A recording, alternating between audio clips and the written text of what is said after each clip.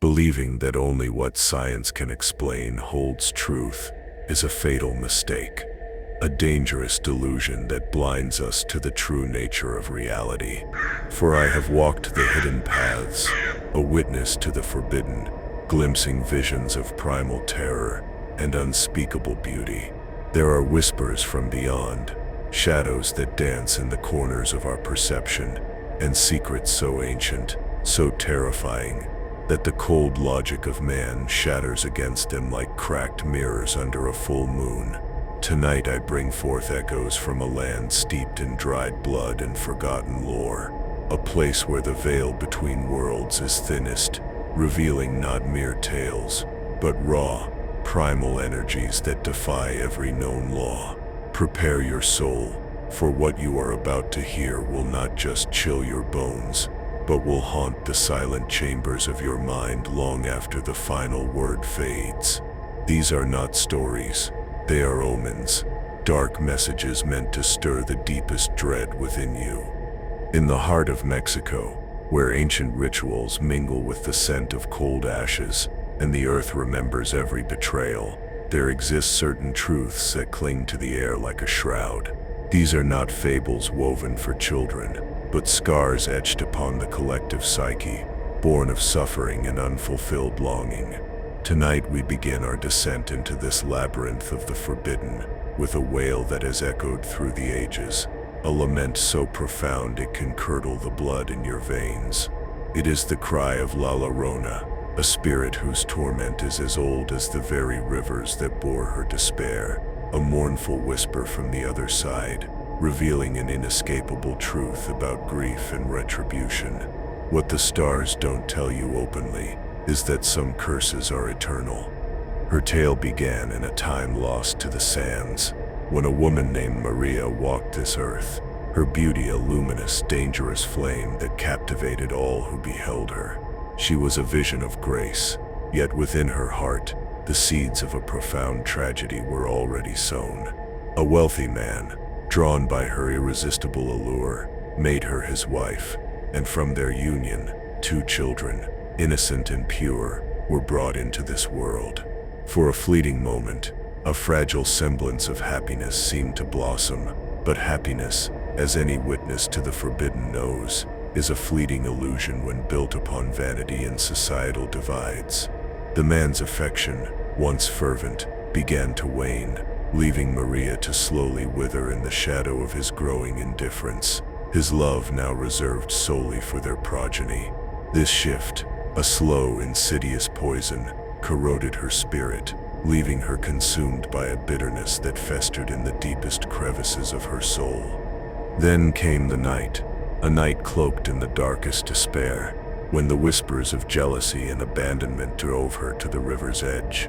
As she walked, a phantom carriage appeared, gliding through the gloom, revealing her husband with another, younger, fairer woman by his side. A broken cross, a symbol of shattered faith, appeared in Maria's heart. The river, a dark mirror reflecting her agony, seemed to mock her. In that moment of blinding rage and utter madness, a primordial scream ripped through her, and in an act of unthinkable horror, she cast her 2 precious children into the ravenous, cold waters. The dark currents, like a hungry maw, devoured them whole, silencing their innocent cries forever. The swiftness of her deed was matched only by the crushing weight of instant regret, a realization that tore through her like a raven's claw, leaving her soul a desolate wasteland. The desperate search began, her cries echoing, mis hijos, ¿dónde están mis hijos? But death, that final release, was denied to Maria. Her tormented spirit, an embodiment of eternal sorrow and profound guilt, was condemned to wander between the veils of life and death, an ethereal prisoner of her own heinous crime. From that cursed night forward, she became La Llorona, a spectral figure draped in white, her face eternally obscured by long, dark hair, forever searching, forever lamenting. Her mournful wail, a sound capable of chilling the very marrow in your bones, pierces the silence of the darkest nights across Mexico's ancient towns and cities. Some say she mistakes living children for her own lost souls, attempting to drag them into the watery abyss, seeking a twisted solace that can never be found. This is a chilling warning of doom, a whisper from beyond that reminds us some sins are too great for even death to absolve. Now, imagine this, a mother's unending sorrow. The elders, those who have glimpsed the forbidden truths carried by the winds of fate, always issue the same somber warning: never, under the shadow of the moon, allow your children to wander alone. If you hear that desolate guttural cry, "Ay, mis hijos, donde están mis hijos?" For perhaps, in that fleeting, terrifying moment, it might be the last sound you ever perceive before the shadows claim another soul, drawn into the endless, watery torment of La Llorona. Her sorrow is a contagion, a dark vision that preys on the innocent, a cold ashes reality for those who fail to heed the omens. This legend is not just a tale, it is a primal fear, a reminder that the echoes of past suffering can tear through the present, demanding an eternal payment. But the darkness of Mexico is vast and varied, harboring other entities, creatures born not of human anguish, but of a more ancient primal hunger. Beyond the sorrowful wails of the lost, a different kind of dread stalks the quiet rural lands, a fear that has crept from the shadows into the waking world, leaving behind a trail of dried blood and unanswered questions. Listen carefully, because this is crucial. There are forces that operate beyond human comprehension, entities that prey on the vulnerable, leaving scientists baffled and souls trembling. We speak now of El Chupacabras, a name whispered in terror, an omen of predatory shadow that has haunted ranchers and farmers for decades, an unseen threat that feeds in the moonless night, leaving behind only the chilling evidence of its passage, a haunting testament to its brutal existence. It began as a ripple in the fabric of reality, decades ago, when an inexplicable horror started manifesting in the serene ranch lands. Animals, once vibrant and full of life, were discovered lifeless, their bodies bearing a singular terrifying mark, two precise small perforations upon their necks, and within their veins, not a single drop of blood. It was as if a spectral leech had drained them entirely, leaving only hollow husks. The whispers began, spreading like a contagion through the isolated communities, fueled by fear and the inability of rational minds to explain the gruesome spectacle. These were not the savage attacks of known predators. This was something else, something ancient and malevolent had awakened, a creature of nightmare-made flesh, bringing a new chilling warning of doom to the tranquil countryside. This was not the work of wolves, but of a darkness far more profound. Those who claim to have witnessed this abomination, those unfortunate souls who have peered into its horrific visage, speak of a being born of purest terror, enormous, glowing eyes that pierce the impenetrable darkness, fangs like sharpened needles capable of piercing flesh with surgical precision, and long, cruel claws that tear through hide as if it were parchment. Its skin, they say, is rough and grayish, reflecting the anemic light of the moon with an unnatural, eerie sheen. It moves with a silent, predatory grace, a shadow among shadows, ever vigilant, ever waiting, a creature of pure instinct and unholy hunger, a phantom hunter in the cosmic tapestry of nightmares. This is not an animal, it is an incarnation of dread, a chilling testament to the unseen horrors lurking just beyond our limited perception. Some tales whisper of its swift, impossible movements, a blur disappearing into the deepest penumbra, always observing, always stalking. Others tell of an unearthly silence that precedes its arrival, a profound stillness that engulfs the very air, as if the night itself holds its breath in fearful anticipation of its presence. The rationalists, the disbelievers, cling to their fragile explanations of wild animals and ancient superstitions, but their words are but faint echoes against the rising tide of primal fear that grips the hearts of those in the rural zones. This is a thought-provoking warning.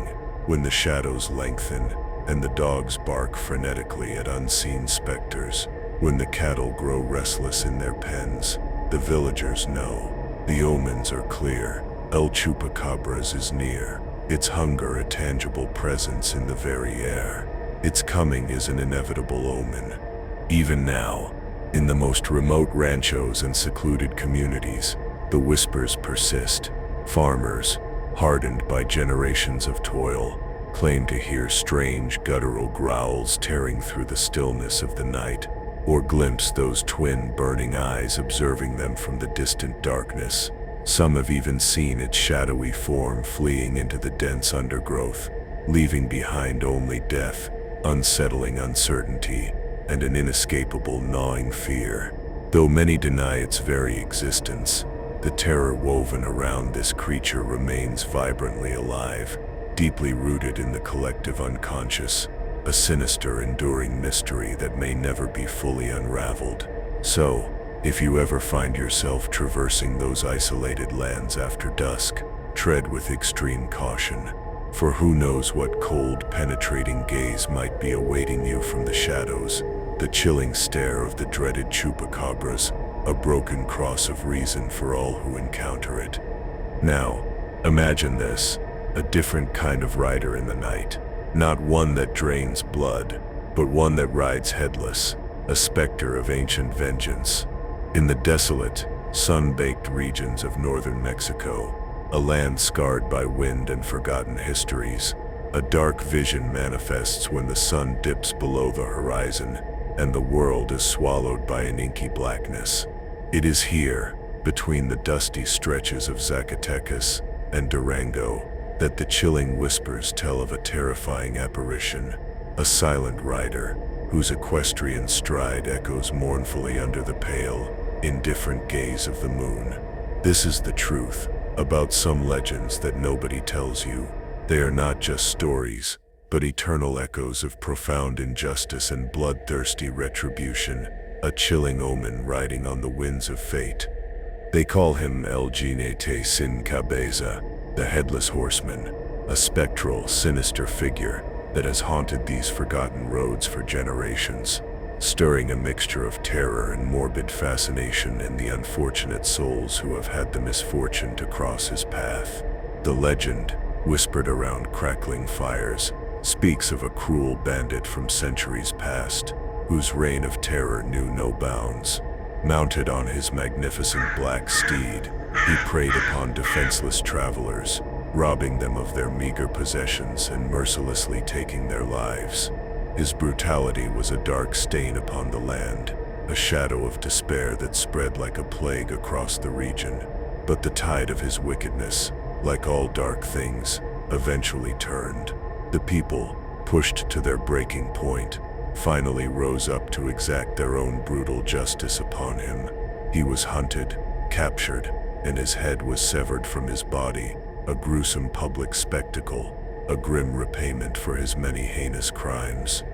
Yet before his last breath escaped, a chilling, guttural oath tore from his lips, a vow to return from the spectral realm, to seek vengeance upon those who had condemned him to such a grisly end. And so his spirit, forever bound to his earthly rage, found no eternal rest. From that terrible, blood-soaked night, the Headless Horseman began his eternal ride. They say he now patrols the forgotten trails, his spectral form mounted on his tireless black horse, his own severed head clutched in his skeletal hands. From its empty eye sockets, an unsettling dark glow emanates, a chilling beacon in the oppressive night. The soft, rhythmic thud of his horse's hooves, a mournful echo against the silence, serves as a terrifying prelude to his spectral arrival, a whisper from beyond that carries an undeniable warning of doom for all who hear it. Those who have encountered him speak of an inexplicable, bone-chilling cold that precedes his appearance, a frigid embrace, that seems to drain all warmth from the air. This is followed by a profound, suffocating silence, a stillness so absolute, it feels as though time itself has ceased to flow. Then slowly, painfully, from the deepest shadows, the Headless Horseman emerges. He advances without haste, his decapitated head held aloft, its vacant eyes fixed upon his next unsuspecting victim. Many claim that a direct encounter with this spectral entity marks a soul for life, leaving an indelible imprint of misfortune and despair. Some, forever haunted by his macabre image, are said to never again find peace in their tormented lives, their minds fractured by the terrifying vision. What the stars don't tell you openly is that some debts are paid in terror. Hence, travelers, if wisdom guides your steps, avoid traversing these desolate regions alone on nights when the moon is swallowed by darkness, for you never know when the Headless Horseman might materialize, perhaps searching for a replacement, a new soul to take his place in his eternal infernal curse. So, if your journey ever takes you to the deserted roads of northern Mexico under the cloak of night, heed the distant rhythmic sound of hooves slowly drawing nearer, for perhaps, emerging from the profound darkness, the Headless Horseman awaits you patiently, ready to escort you to a destination from which no mortal soul can ever escape. His presence is an inevitable omen, a terrifying echo of a past that refuses to die, a chilling warning whispered on the wind. From the vast windswept deserts, we now descend into a different kind of darkness, a place where the stillness is punctuated not by the cries of the living, but by the silent, judging gazes of the dead. This is the truth about some places that nobody tells you. They are saturated with echoes of suffering, infused with the lingering despair of souls unable to find rest. Nestled amidst the ancient winding canals of Xochimilco, a haunting labyrinth near Mexico City, lies a locale so unsettling, so profoundly disturbing, it feels ripped from the pages of a forgotten nightmare. It is known as La Isla de las Muñecas, the Island of the Dolls, a place where hundreds of decaying, forgotten dolls hang from twisted trees, crumbling walls and decaying roofs, their vacant, cracked mirrors of eyes silently observing all who dare to trespass, their painted smiles twisted into macabre grimaces, each a frozen fragment of a child's lost spirit. The story, like a whispered secret through the reeds, tells of a solitary man named Julian Santana Barrera, who many years ago chose this remote island as his desolate sanctuary.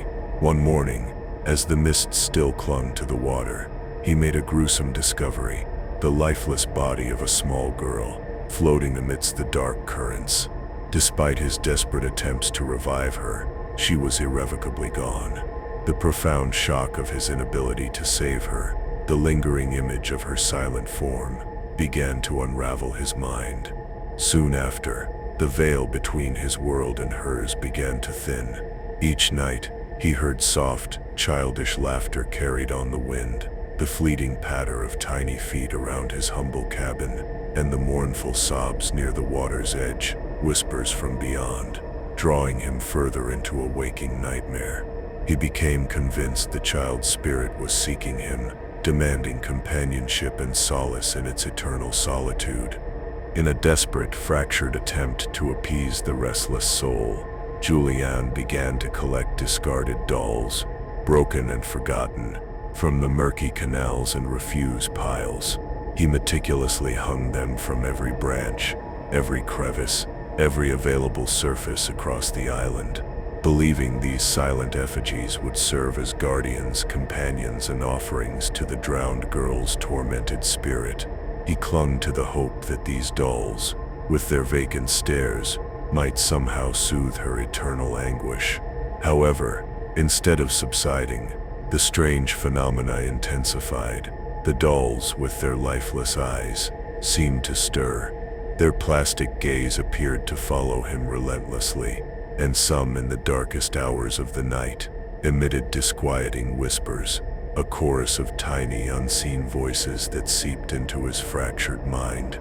the island slowly transformed, becoming a surreal, terrifying gallery of silent witnesses, a broken cross of his sanity, each doll a chilling omen of his impending doom. The island, now a mausoleum of broken toys, became his entire world, his sanctuary, and his prison. After many years spent in this haunting communion with the silent, watchful dolls, Julian Santana Barrera was found dead.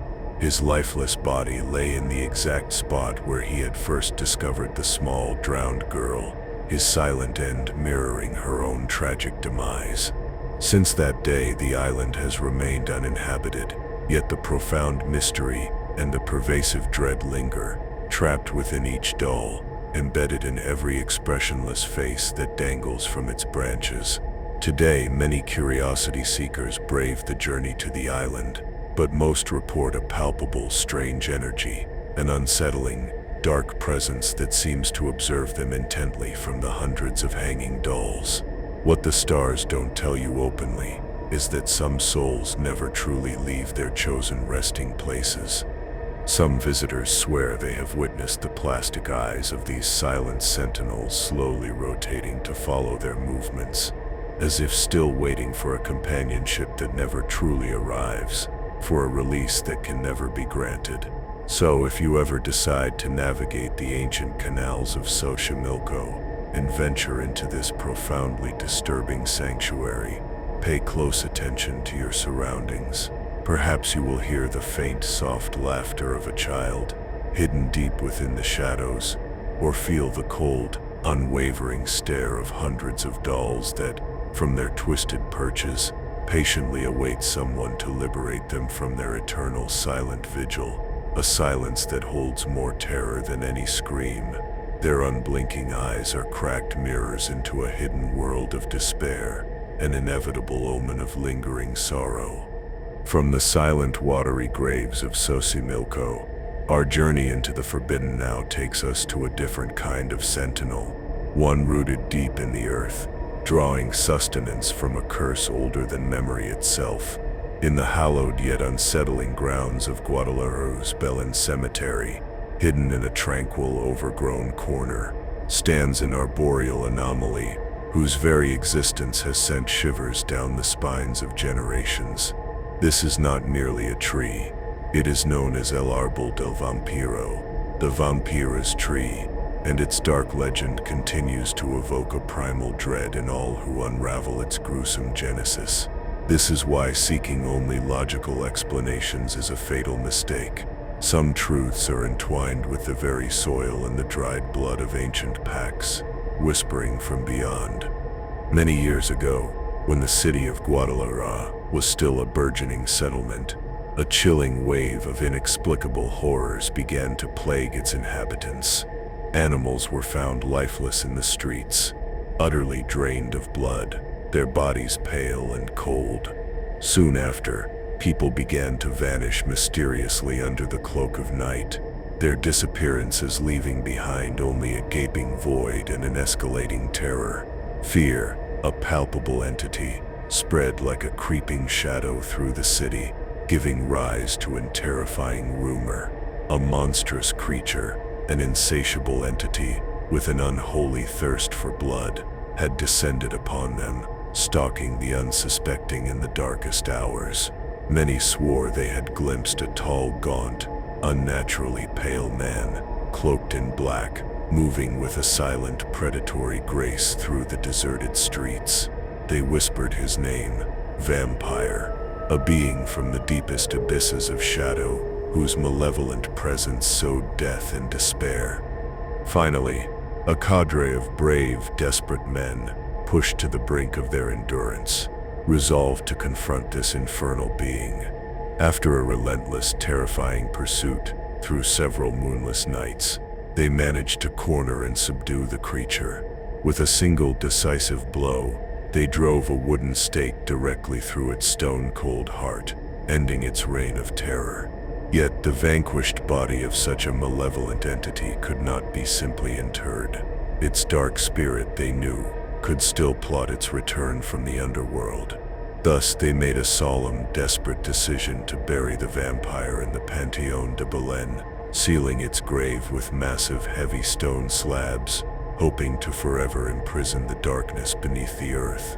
But the truth about some curses that nobody tells you is that death is not always the end, but merely a transformation, a shift in its malevolent manifestation, a chilling warning of doom.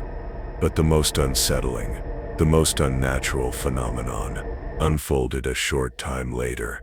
From the very earth above that cursed grave, a slow, gnarled sapling began to push its way towards the light, growing with an unnatural speed and ferocity. This tree, twisting and grotesque, plunged its massive roots deep into the earth, eventually shattering the stone slabs that imprisoned the vampire, enveloping them and forever binding the creature beneath the earth. As the years crawled by, many began to notice the tree's strange and disturbing characteristics. From its ancient trunk, a reddish sap, eerily reminiscent of dried blood, slowly oozed, and by night, its dry skeletal branches cast terrifying elongated shadows that resembled skeletal hands, reaching desperately towards the unforgiving sky, a silent plea for release from an eternal prison. This was no ordinary tree. It was a living monument to a forgotten terror, a broken cross rising from infernal soil. The people of Guadalajara, seized by a primal dread, began to shun the menacing arboreal entity, convinced that the vampire's tormented spirit remained trapped within its grasping roots, patiently awaiting the precise moment to reclaim its unholy dominion over the world of the living. Even today, the vampire's tree stands defiantly in the ancient cemetery, mocking the passage of time with its unsettling, macabre presence. Those who dare to approach it after dark swear they hear faint, disembodied whispers carried on the night wind, or feel an inexplicable icy presence observing them from the deepest shadows. So, if you ever visit Guadalajara and find yourself drawn to the old tree in Pantheon de Belén, heed this chilling warning. Perhaps beneath your very feet, entwined within those twisted roots, a vampire lies, waiting, biding its time, for the exact moment to awaken from its eternal cursed slumber, an inevitable omen for the unwary. From the grave where a vampire's spirit sleeps, we now turn our gaze to a different kind of shapeshifter, a sorceress of shadow whose origins are steeped in the oldest, darkest folklore of Mexico. This is why seeking only what is visible is a fatal mistake. Some evils move unseen, transforming their forms to ensnare the innocent.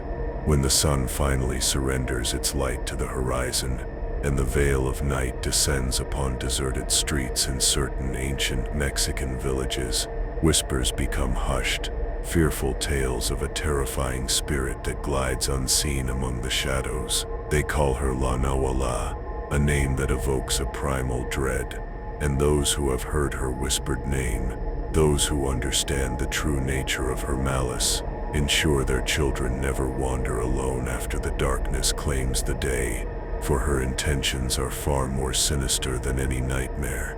The legend, recounted in hushed tones by the wise old women, speaks of a woman who resided centuries ago in a desolate, abandoned mansion, her very presence emanating a profound unease that permeated the lives of the villagers. They whispered of forbidden rituals she performed under the veil of midnight, of arcane powers that allowed her to shed her human skin and adopt various forms, especially those of the creatures of the night, a crow, an owl, a jaguar. Her true identity remained an enigma, a dark secret veiled in mystery, and soon, the ominous rumors of her malevolent nature began to spread like a creeping plague. This was not just a woman, she was a conduit for ancient dark magic, a living shadow among them. Her powers, a chilling warning of doom, twisted the very fabric of reality, a broken cross of light and virtue in the hearts of men. Then, a terrifying silence fell upon the village, broken only by the anguished cries of parents. Several children, innocent and unsuspecting, began to vanish without a trace. No one knew how, no one knew why. They simply dissolved into the night, leaving only empty beds and profound despair. But soon, a dark, chilling suspicion gripped the community, a collective premonition that tightened its icy grip on every heart. La Nawula was behind these horrific disappearances. It was said that this sinister spirit assumed the guise of a colossal Owillo, its eyes gleaming with malevolent intent, or a sleek, predatory black jaguar, moving with silent agility through the suffocating darkness. It stalked innocent children who dared to walk alone after dusk, drawing them into its hidden lair, a place from which no child ever returned. What the stars don't tell you openly is that innocence is often the most tragic sacrifice. Despite the frantic, tireless efforts of grieving parents, every search proved futile. Anguish and a pervasive terror seeped into the very soul of the village, transforming each passing night into a living nightmare. With the inexorable march of time, that ominous mansion fell into complete disuse, and no one, not even the bravest soul, dared to venture near its decaying walls again. Yet even today, generations later, the solemn warning is still passed down. Children must return to their homes before dusk descends, for no one truly knows if La Nawula has genuinely departed, or if she merely waits. They say that on certain nights, especially when the moon is swallowed by dense clouds, one can still discern in the shadows the silent silhouette of an owl with piercing, glowing eyes watching intently from above, perhaps patiently awaiting the next unsuspecting child to wander into the dark, fatal embrace of the night. This is a chilling warning of doom, a whisper from beyond that demands eternal vigilance. So, if you ever find yourself walking a solitary street in the profound stillness of the pre-dawn hours, keep your eyes wide open, for perhaps, amidst the rustling whispers of the wind and the hushed sounds of the night, you might perceive the soft, silent beat of extending wings. La Nawula could be far closer than your deepest fears imagine, her malevolent presence, a palpable cold ashes feeling against your skin, an inescapable omen of peril. She is a reminder that some ancient evils simply do not fade. They merely learn to conceal themselves better, waiting for the opportune moment to strike, leaving behind only the chilling echoes of their victims' last unheard cries. Do you feel this dark message was meant for you? From the shape-shifting terrors that lurk in ancient dwellings, our journey into the forbidden now takes us to the desolate, lonely roads where the very air thrums with a different kind of ancient pact. This is why seeking only material gain is a fatal mistake, for the price of earthly treasures can be the soul itself. In the deserted highways of Mexico, when midnight cloaks the land and only the anemic moonlight weakly illuminates the empty asphalt, some unfortunate travelers recount encountering an enigmatic and terrifying figure. They call him El Charro Negro, the Black Horseman, a haunting specter of ambition and damnation, a chilling warning of doom for all who would barter their eternal essence for fleeting worldly pleasures.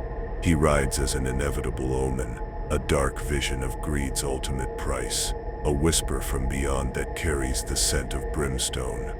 This spectral being, they say, appears mounted upon a magnificent coal-black horse, its eyes glowing embers in the profound darkness. The rider himself is cloaked in an elegant charro suit, richly adorned with silver buttons that gleam with an unsettling, predatory glint under the lunar glow. His face, a mask of shadow, remains perpetually hidden beneath the wide brim of his sombrero, allowing only the briefest glimpse of his deep, penetrating eyes that hold the weight of centuries of untold damnation. His very presence exudes an aura of ancient, forgotten wealth and an unholy, chilling power. He is a dark vision, a silent judge of mortal ambition, forever riding the lonely roads, a testament to the inescapable consequences of forbidden desires. His shadow is a cracked mirror reflecting the corrupt hearts of men. The legend, spoken in hushed tones, reveals a tale of a man consumed by an insatiable hunger for wealth, a desperation so profound it led him down the darkest of paths. Blinded by his own rampant greed, he forged a terrible, irrevocable pact with the very entity of darkness itself, the devil. In exchange for boundless fortune, he swore to surrender his immortal soul upon his death. His wish was granted, and the man reveled in unimaginable riches, his life a tapestry of opulence. But soon, the cold, bitter truth dawned upon him. No earthly treasure, no amount of gold can ever truly compensate for the eternal price of one's soul. Consumed by a creeping dread, he desperately attempted to escape his infernal destiny, to cheat the ultimate debt collector. What the stars don't tell you openly is that some bargains cannot be broken, not even by death. However, when the appointed hour finally arrived, the demon, a creature of inescapable vengeance, claimed its due. It ensnared the man, condemning him to an eternal purgatory, to wander forever between the realms of the living and the dead, a phantom tax collector, perpetually seeking new souls to deliver in his stead. Since that cursed day, El Charro Negro manifests on desolate roads, especially to those solitary travelers who dare to brave the nocturnal darkness alone. Those who have witnessed him speak of a soft, rhythmic sound of hooves slowly approaching from behind, a prelude to an offer of damnation. Upon turning, they behold the mysterious rider, who offers to accompany them, promising riches, boundless luck, and fortune. But beware, for accepting this seemingly generous offer carries a terrifying price. For El Charro Negro always collects his toll with the very soul of the one who accepts his treacherous company. This is a chilling warning of doom, a whisper from beyond. Those few fortunate souls who have survived such an encounter, those who have managed to resist his dark temptations, vehemently warn against ever stopping or accepting his seductive, fatal promises. Some claim to have felt a profound, bone-deep chill course through them upon refusing his offer, followed by the sound of his bitter, mocking laughter as the spectral rider slowly dissolves back into the encroaching shadows. So if one day your journey takes you along the most solitary and darkest roads of Mexico, pay close attention to the sounds that trail behind you.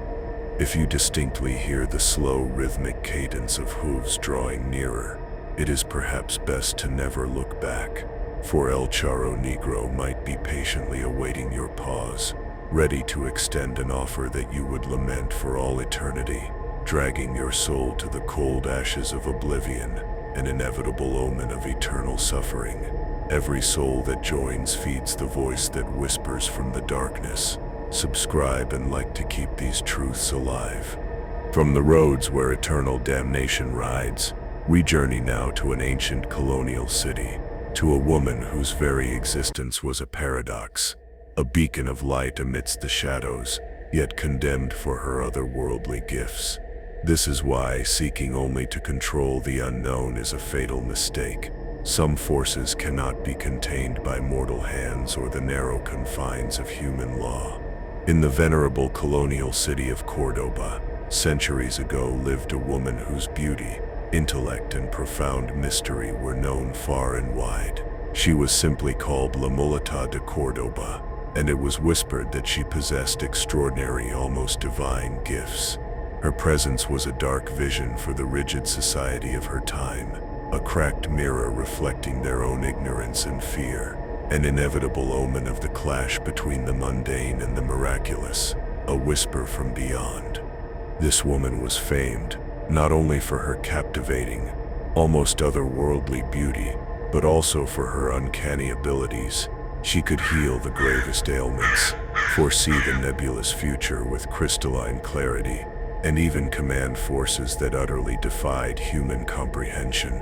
Her renown spread like wildfire, inspiring profound admiration in some, but in others, a consuming fear and envy of powers they could neither explain nor control. Soon dark rumors, fueled by superstition and malice, began to circulate through the city. Some swore her supernatural allure was the direct work of the demon himself, claiming to have witnessed her performing strange forbidden rituals under the cloak of the darkest nights, surrounded by unsettling whispering shadows. The Inquisition, an ancient, terrifying arbiter of faith, sensing her undeniable influence, resolved to capture her, accusing her of the gravest heresy, witchcraft. She was an inevitable omen of societal upheaval.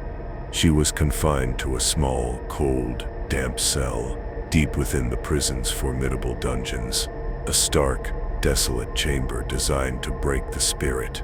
For days she remained there, serene and utterly silent, betraying not a flicker of fear or distress, her composure an enigma to her perplexed captors. Her quietude was a defiance, a silent testament to a power beyond their comprehension.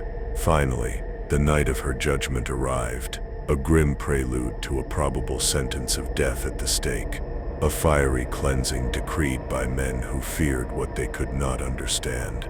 However, on that fateful final night, something truly extraordinary, something that defied all natural law, transpired.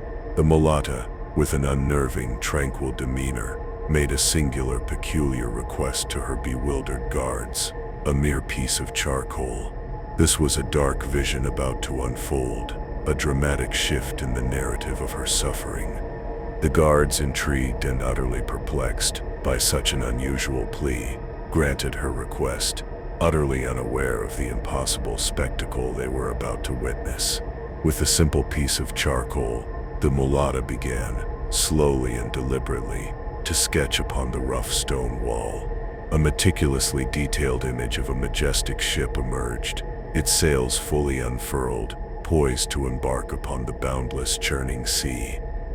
The drawing was so incredibly vivid, so imbued with an arcane life force, that it seemed to pulse and breathe under the flickering light of a single candle. Then, before the astonished, terrified eyes of the lone guard, the woman whispered ancient, arcane words in a language long forgotten.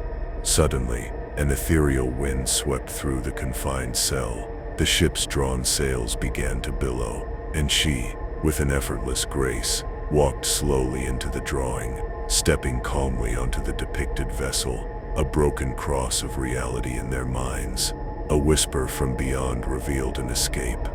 The guard, paralyzed by an incomprehensible terror, watched in horrified disbelief as the figure of the mulatta slowly faded, the ship sailing away towards the drawn horizon, vanishing completely from the confines of the prison cell. When the authorities, full of their grim resolve, arrived at the cell the following morning, they found only the empty stone wall, the ship's ethereal image still faintly visible, but not a single trace of the mulatta herself. From that fateful day, her destiny remained an unsolvable enigma. Some whisper that she escaped to distant, uncharted lands, while others swear she ascended directly into absolute freedom, transcending the very laws of space and time. But in the silent, ancient nights of Cordoba, there are those who still swear they have seen a phantom female shadow gliding calmly through the old streets, leaving behind a subtle, lingering trail of a mystery that will never truly be solved. It is a persistent restlessness, an attraction to the unknown, an inevitable omen of what lies beyond the ordinary. From the inexplicable vanishing acts of powerful sorceresses, we now turn our gaze to a different kind of imprisonment, one born of the most human of emotions, love. But love, like all things of intensity, can cast the longest, darkest shadows, transforming even the most tender affections into a source of profound tragedy and eternal haunting. In the ancient, winding streets of Guanajuato, a city built on secrets and whispers, lies a tiny, narrow, silent alleyway where time itself seems to have frozen. Here, a story is whispered, a tale of love so intense, so tragically cut short, that its echoes still vibrate within the centuries-worn walls. This is the truth about love that nobody tells you.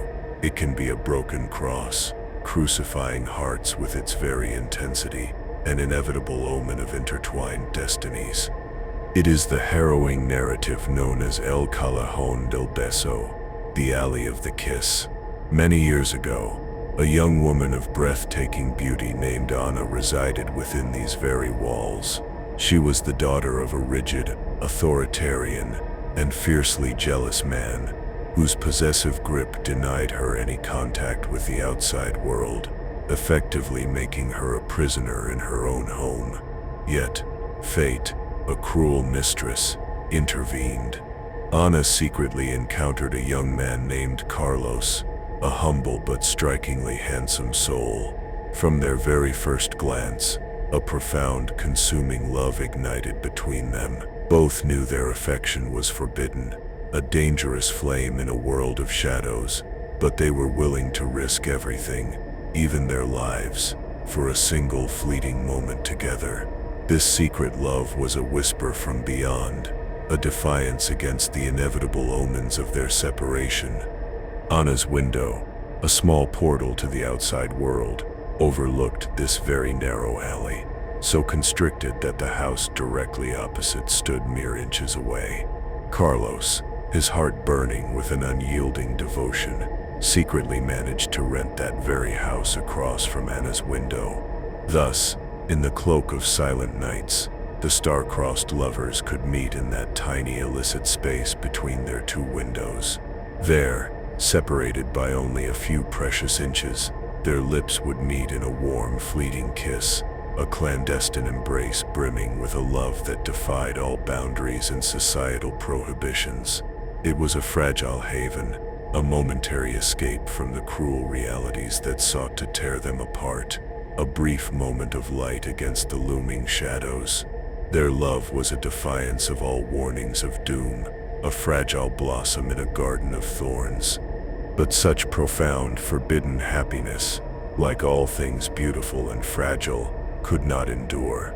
Ana's father, his suspicions gnawing at his tyrannical heart, secretly watched his daughter until, one night, he discovered her in the tender embrace of her beloved. Consumed by an uncontrollable rage at her disobedience, his eyes blinded by a furious jealousy, he burst into Ana's room. Without uttering a single word in a brutal, irreversible act, he plunged a dagger savagely into the chest of his own daughter, shattering her innocent life. Utterly desperate and powerless to intervene, watched in agonizing impotence as the light slowly faded from Ana's eyes, her final breath a whisper dedicated to one last ethereal kiss, a kiss that remained suspended eternally in that impossibly narrow alley, a broken cross of love and death. His vision was a cracked mirror, reflecting the horrifying truth. Consumed by an unbearable sorrow and a profound despair, Carlos never truly recovered from the horrific sight of his beloved's death. They say he died soon after, his heart utterly shattered, forever searching for that lost love. Today, centuries later, countless visitors flock to this tiny alley, drawn by an irresistible pull to relive that tragic tale of love and loss. It is said that those who share a kiss in the exact spot where Ana and Carlos's lips once met will be blessed with eternal protection and enduring happiness. Conversely, those who pass by with indifference, failing to seal their own love with a kiss, are destined to face 7 years of profound misfortune, a chilling warning of doom for the unromantic. On silent nights, some claim to still hear soft whispers and the lingering echoes of that eternal kiss, a timeless reminder that no true love ever truly perishes, even after the cold embrace of death itself. Do you feel this dark message was meant for you? From the tragic echoes of forbidden love, we now turn to a different kind of eternal vigilance, one that blurs the lines between life and death, leaving persistent restlessness and real chills in its wake.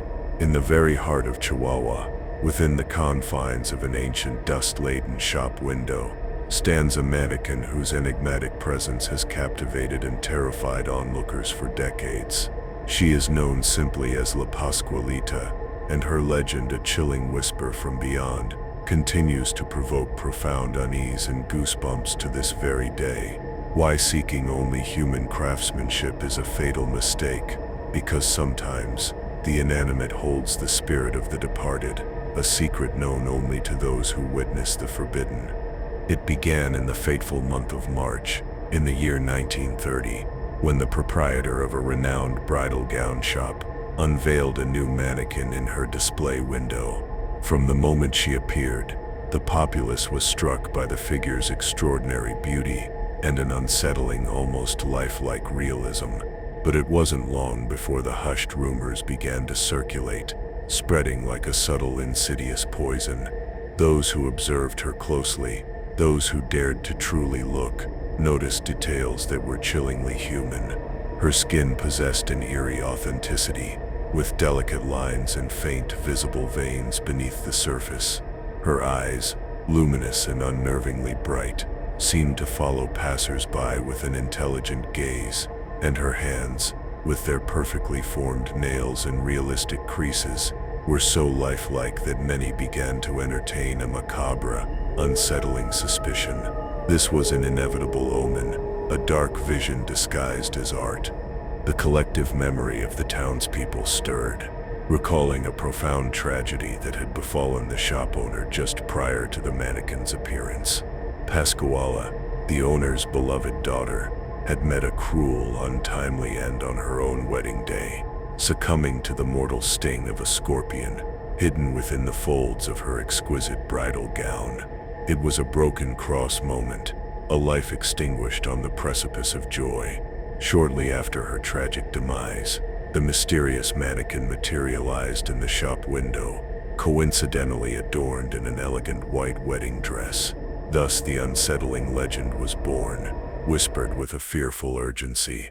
Could it be possible that aquel hermoso maniquí fuera en realidad el cuerpo embalsamado de la joven Pascuala, preservado para siempre por el profundo dolor de una madre que no pudo aceptar su pérdida? A truly disturbing and thoughtful warning that love can transcend the boundaries of life and death in the most macabre ways.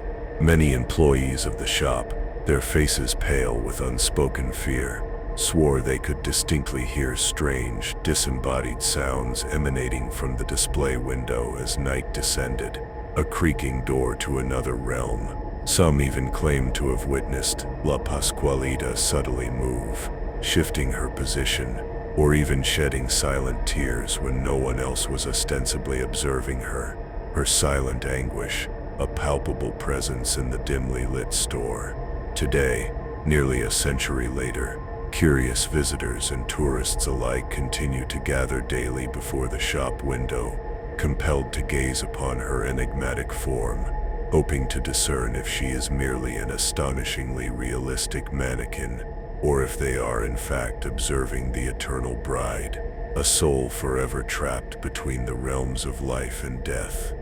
Her story is a whisper from beyond, a persistent restlessness, a profound attraction to the unknown. So, if you ever find yourself in Chihuahua and stand before La Pascualita, pay close attention to her penetrating eyes and her faint enigmatic smile. Perhaps, if you gaze long enough, if you allow yourself to truly see, you will discover that behind her cold porcelain beauty lies a tormented soul, forever imprisoned in the eternal echo of the happiest and simultaneously the most tragic day of her fleeting life. Her presence is a chilling warning of doom, a reminder that grief can distort reality, creating cracked mirrors where souls are eternally reflected. It is an inevitable omen for those who cannot let go. Do you feel this dark message was meant for you? From the frozen grief of a bridal mannequin, we now shift our focus to the sterile, often unsettling corridors of human suffering, where a different kind of spectral caretaker walks. This is why seeking only the visible caregivers is a fatal mistake. Some healing hands come from beyond the veil, driven by eternal penance. In the silent, often eerie corridors of some Mexican hospitals, especially during the deepest hours of the pre-dawn, whispers speak of an ethereal spirit that glides silently through the patient rooms. They call her La Planchada, the Ironed One, And though her spectral presence initially unsettles, it also offers a strange, profound comfort to those fortunate enough to witness her ethereal ministrations. Her presence is an inevitable omen of unseen solace, a dark vision of redemption born from tragedy, a whisper from beyond the confines of life and death. Many years ago, a young nurse named Eulalia dedicated her life to caring for the ailing within these very walls.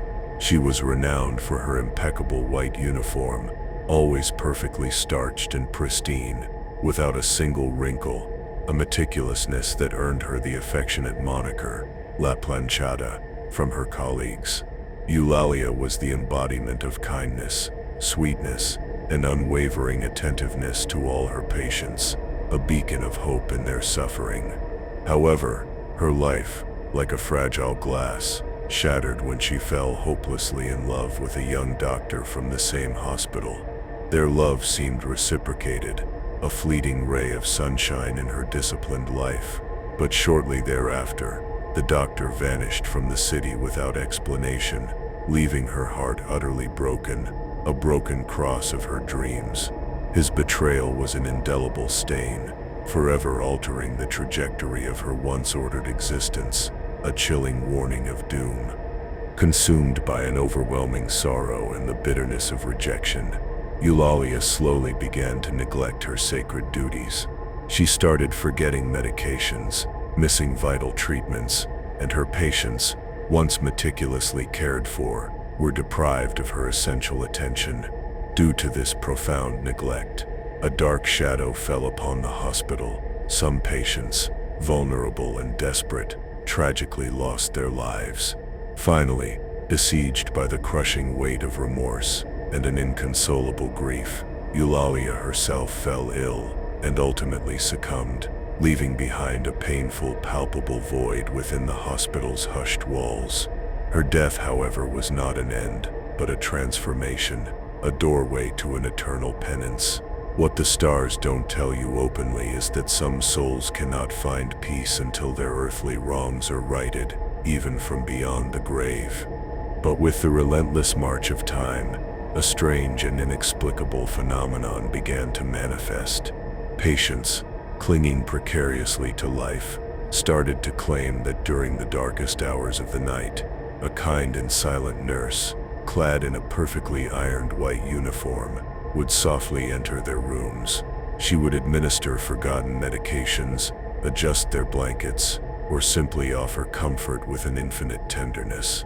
The following day, astonished, these patients would recount the details to the hospital staff, only to be met with blank stares. No nurse had been on duty in those rooms during those specific hours. Slowly, a chilling understanding dawned. That ghostly figure was none other than the spirit of Eulalia herself, forever repentant for the errors she committed in life. Her presence was a whisper from beyond, a subtle yet powerful signal of her eternal atonement. It is said that to atone for her past transgressions, La Planchada walks eternally through the silent hospitals, tirelessly tending to the sick, seeking an elusive redemption, and striving to heal the profound wounds that remained open after her untimely death. Even today, doctors and nurses, seasoned by years of witnessing the inexplicable, recount tales of encounters with this phantom nurse. Her presence remains a source of initial unease, yet paradoxically, also of immense relief. For all who know the legend, understand that those who receive her ethereal visit are granted another chance, a fleeting opportunity for healing and recovery. So if you ever find yourself in a hospital in the dead of night, pay close attention to the profound silence. Observe the shifting shadows carefully.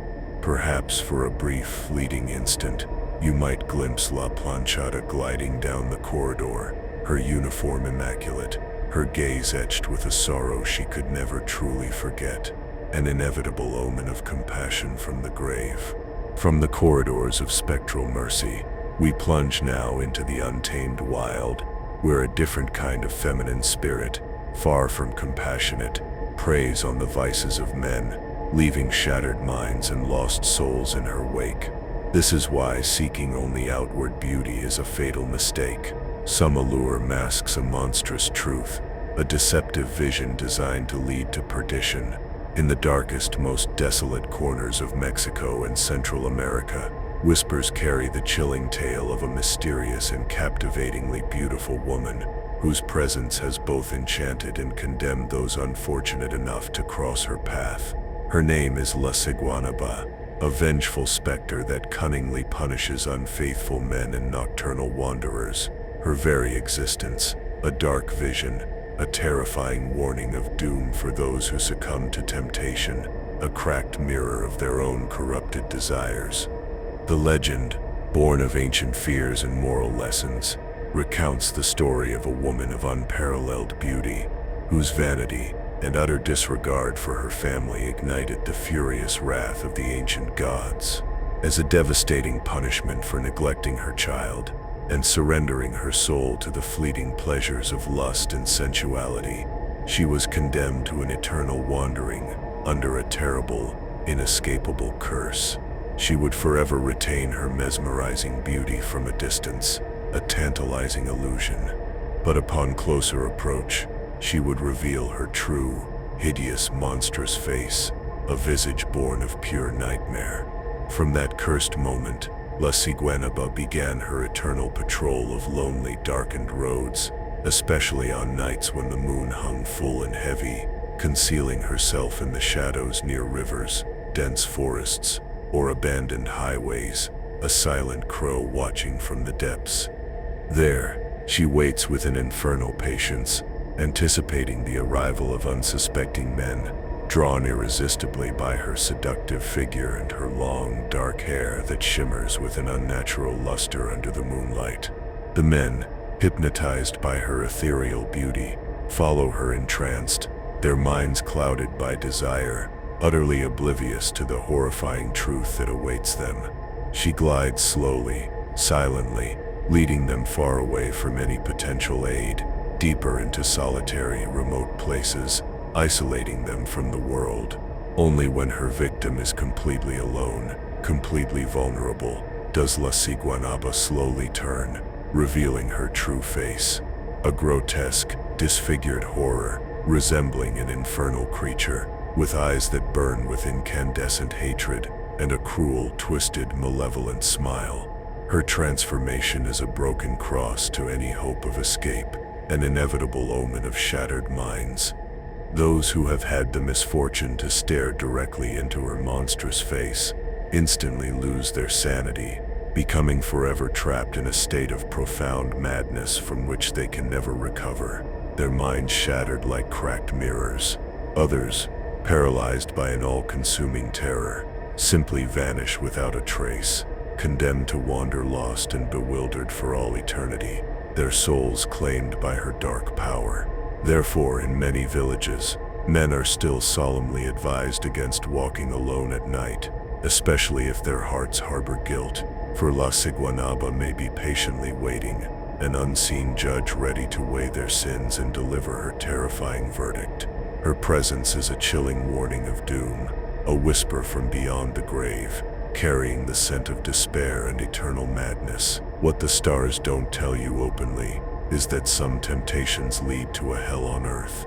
So, if you ever find yourself traversing a dark, silent path in the profound depths of night, and you glimpse the alluring silhouette of a beautiful woman patiently awaiting you in the distance, think not once, but twice, before daring to approach too closely.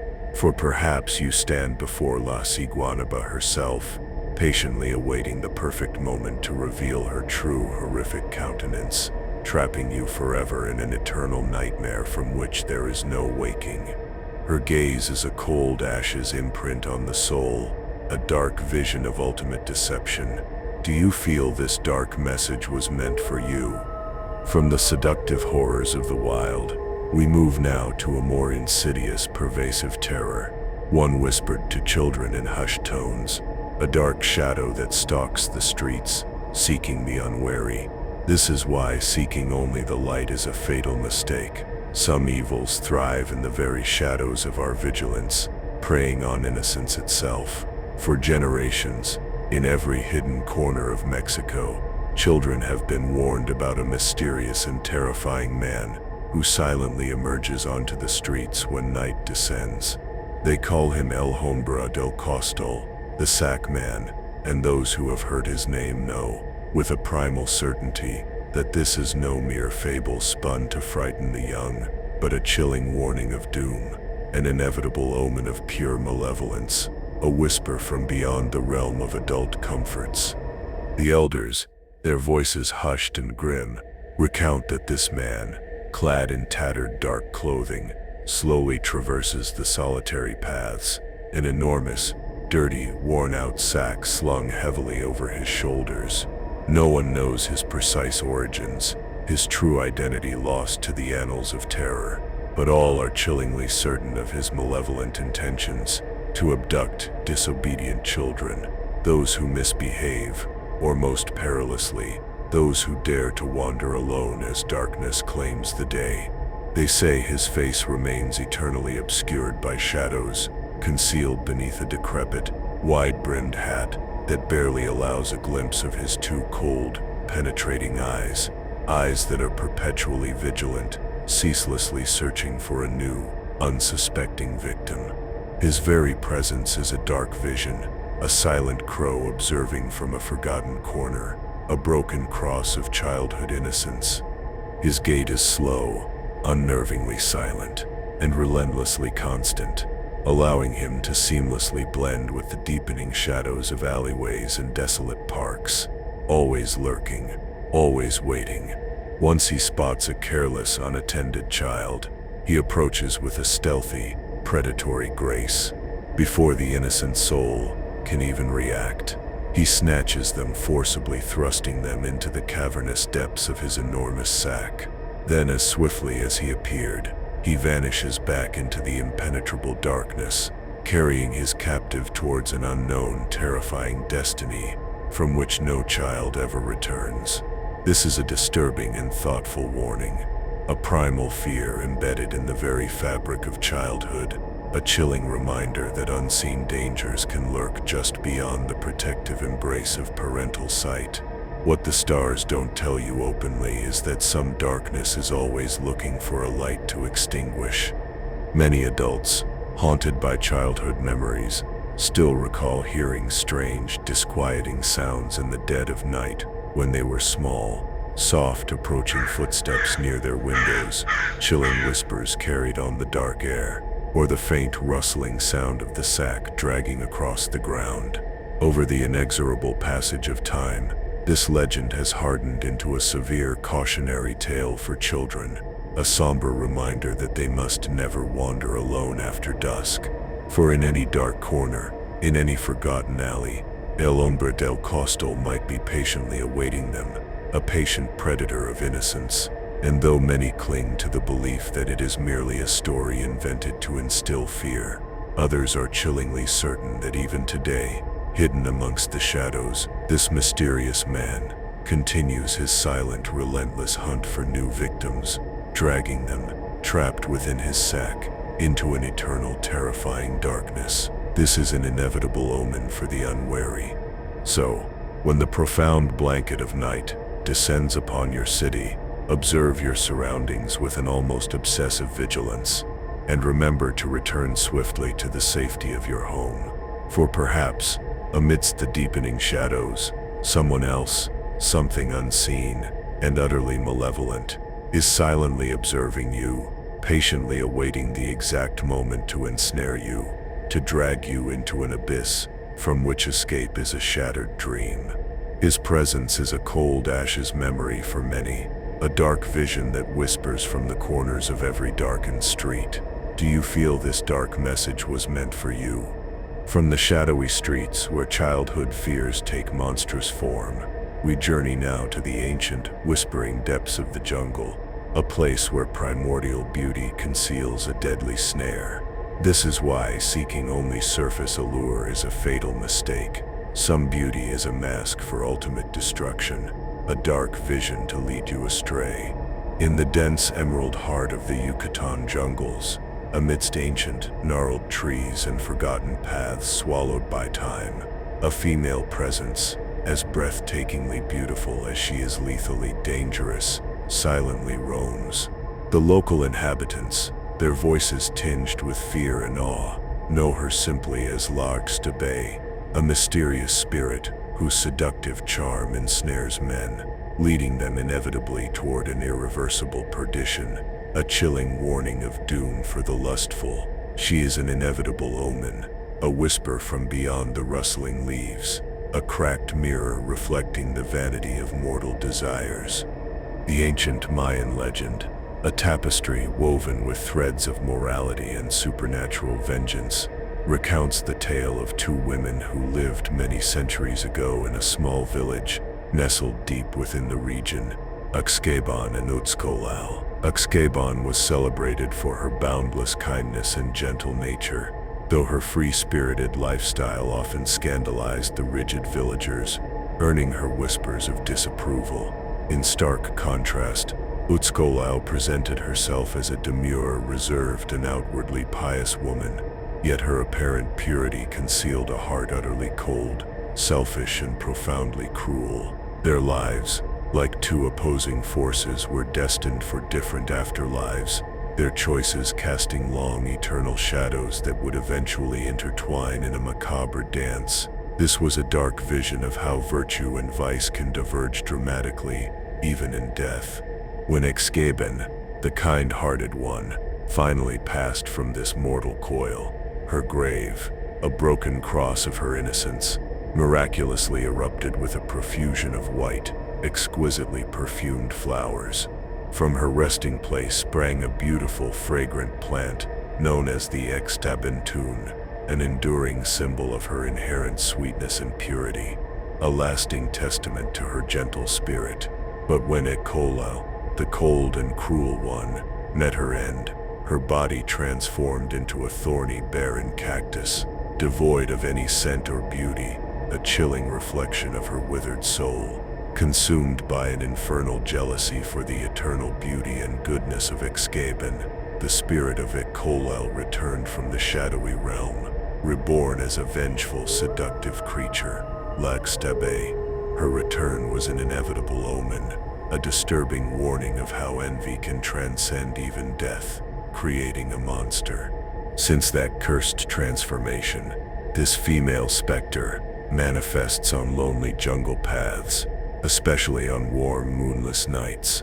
Assuming the form of an incredibly beautiful woman, she is cloaked in a pristine white tunic, her long, dark hair reflecting the anemic light of the moon with an unnatural glow.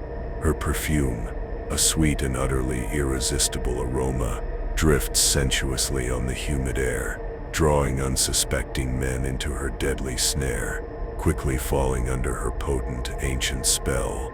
Guided by her hypnotic charm, the men follow Larkstabe without question, their wills enthralled, venturing deeper and deeper into the suffocating heart of the jungle. But just as they stand before her, their hearts pounding with anticipation, their minds clouded by illicit desire, she reveals her true, monstrous, terrifying face, a visage born of pure nightmare, with eyes that blaze like burning embers, a dark vision of hellish retribution. The creaking doors of their sanity begin to open.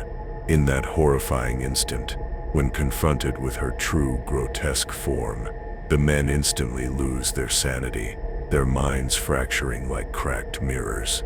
They become hopelessly lost, condemned to wander endlessly through the dense, unforgiving jungle, forever unable to find their way back to their homes, their souls eternally ensnared.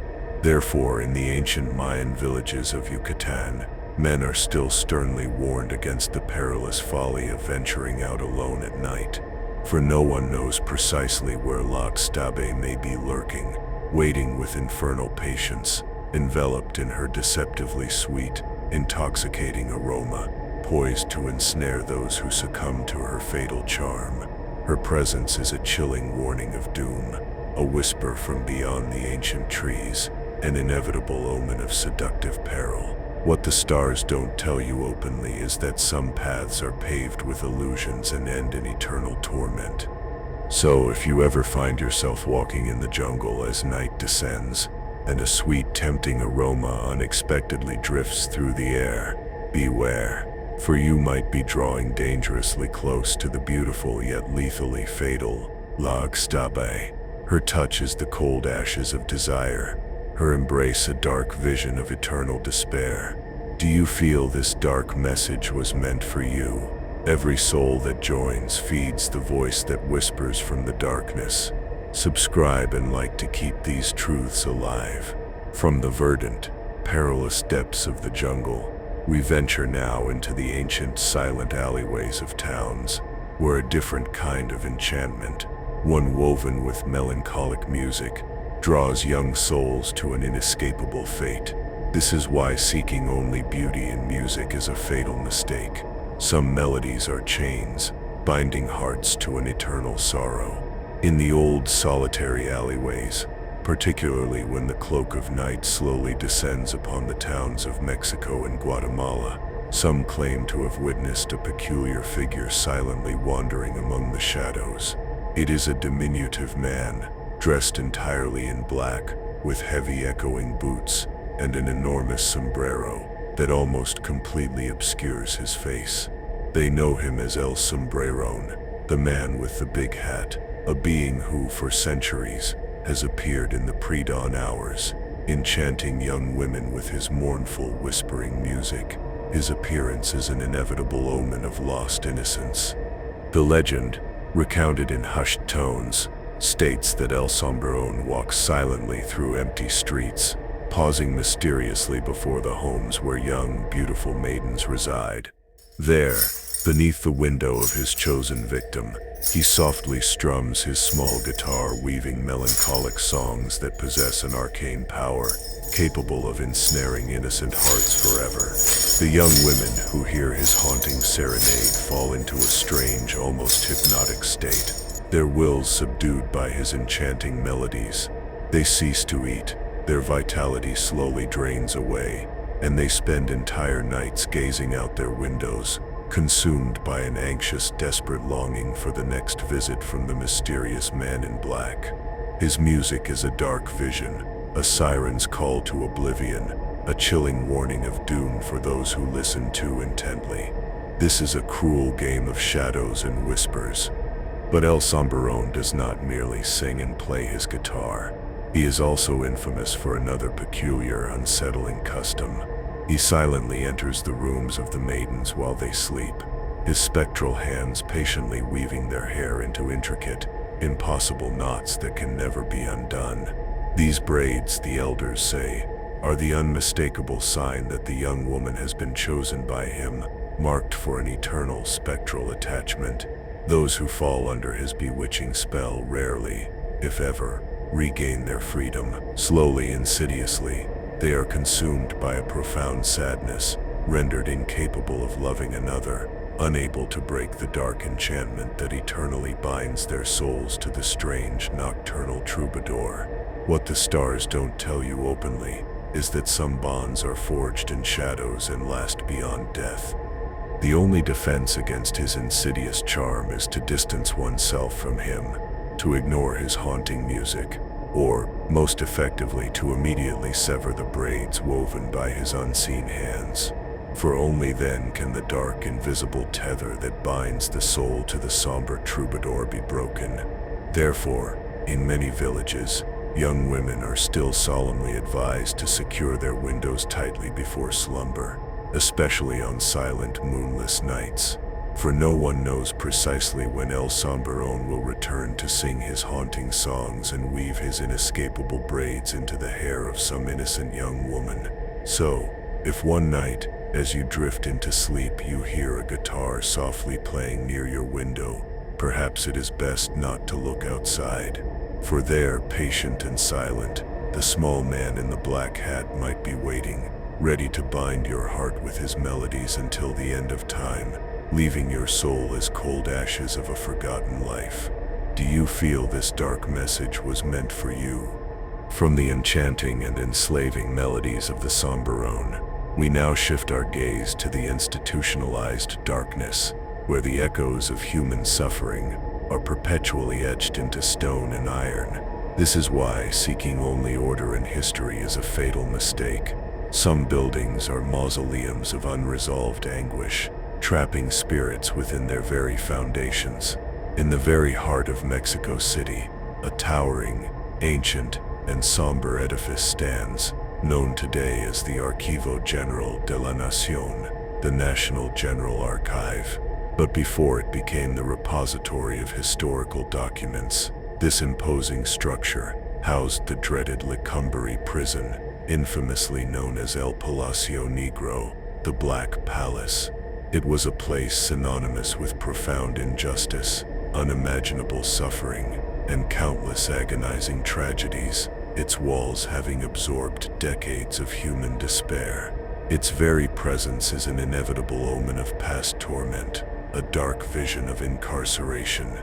Precisely within its long, empty corridors, many claim that trapped souls continue to wander, spirits denied the solace of eternal rest, their essence forever bound to the grim confines of their former cells.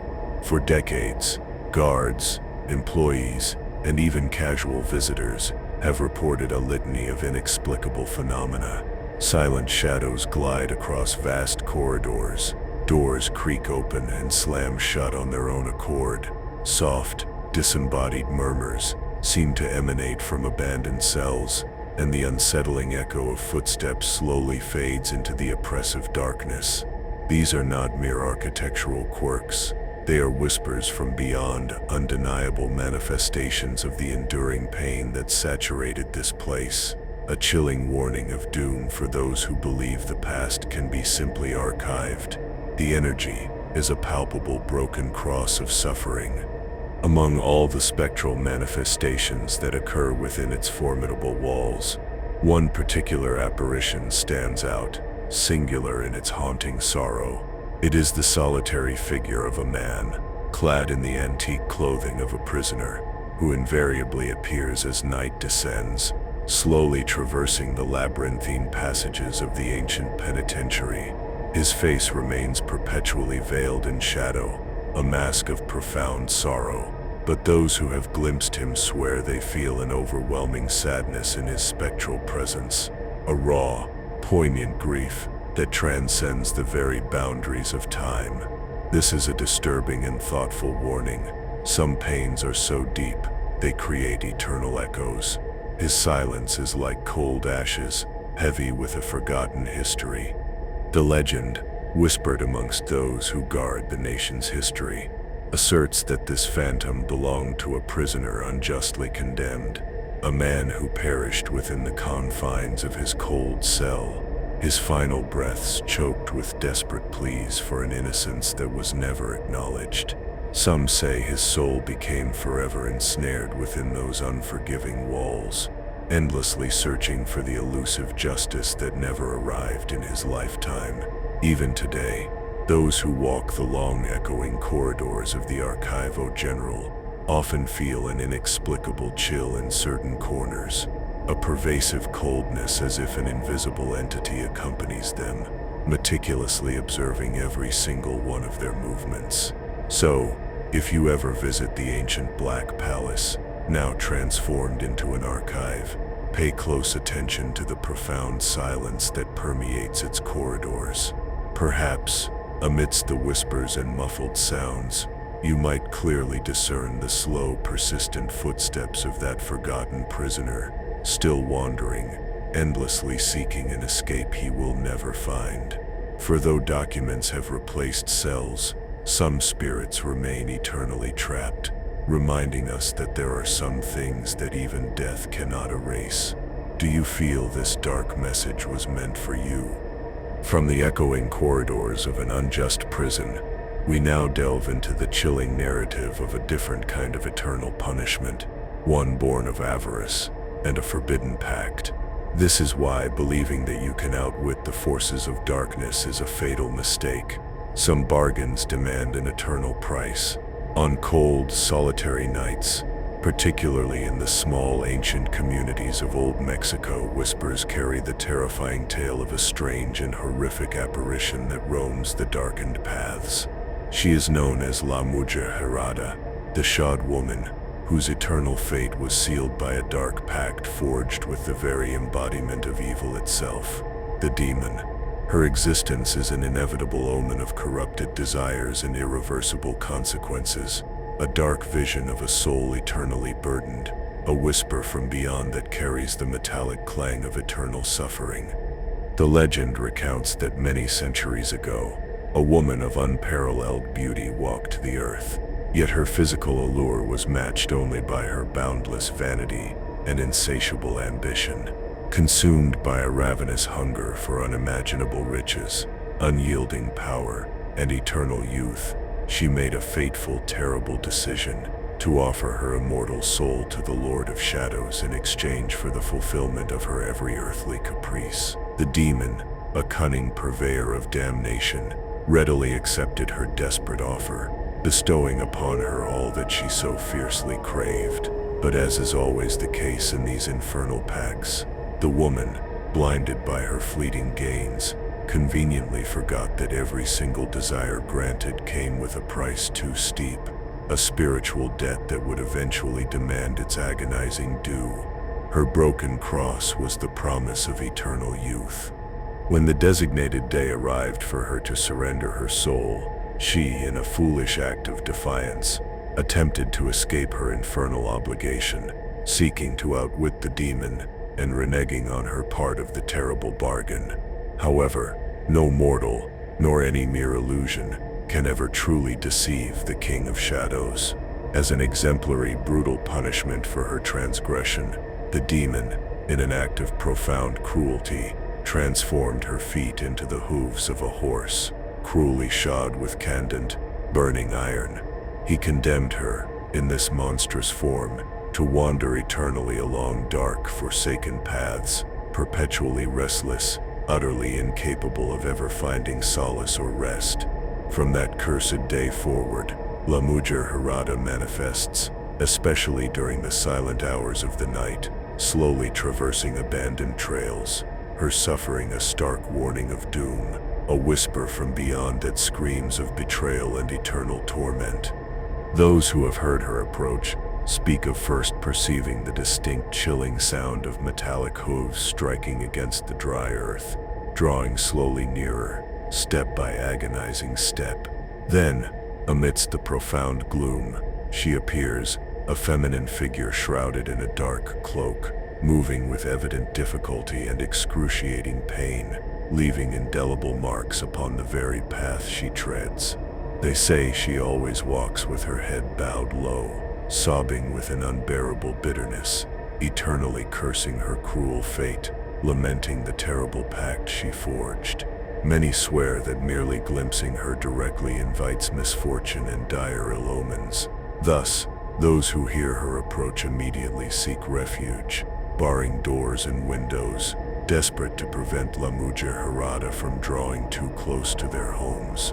For her mere presence, they say, attracts ill luck and profound suffering, like crows to a carcass. What the stars don't tell you openly is that some curses leave permanent scars even on the land. Even today, particularly in remote areas, many campesinos secure their doors with heavy locks as dusk falls, desperate to avoid a terrifying encounter with her.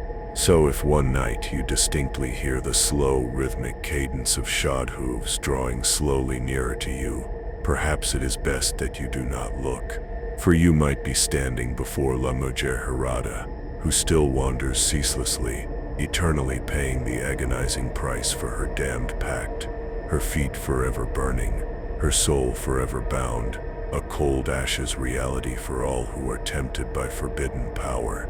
This is a dark vision, an attraction to the unknown, a persistent restlessness that speaks of eternal damnation.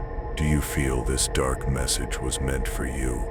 From the cursed wanderings of the covetous, we turn now to a different kind of eternal torment, one born of forbidden love and shattered vows, a whisper from beyond the sacred walls.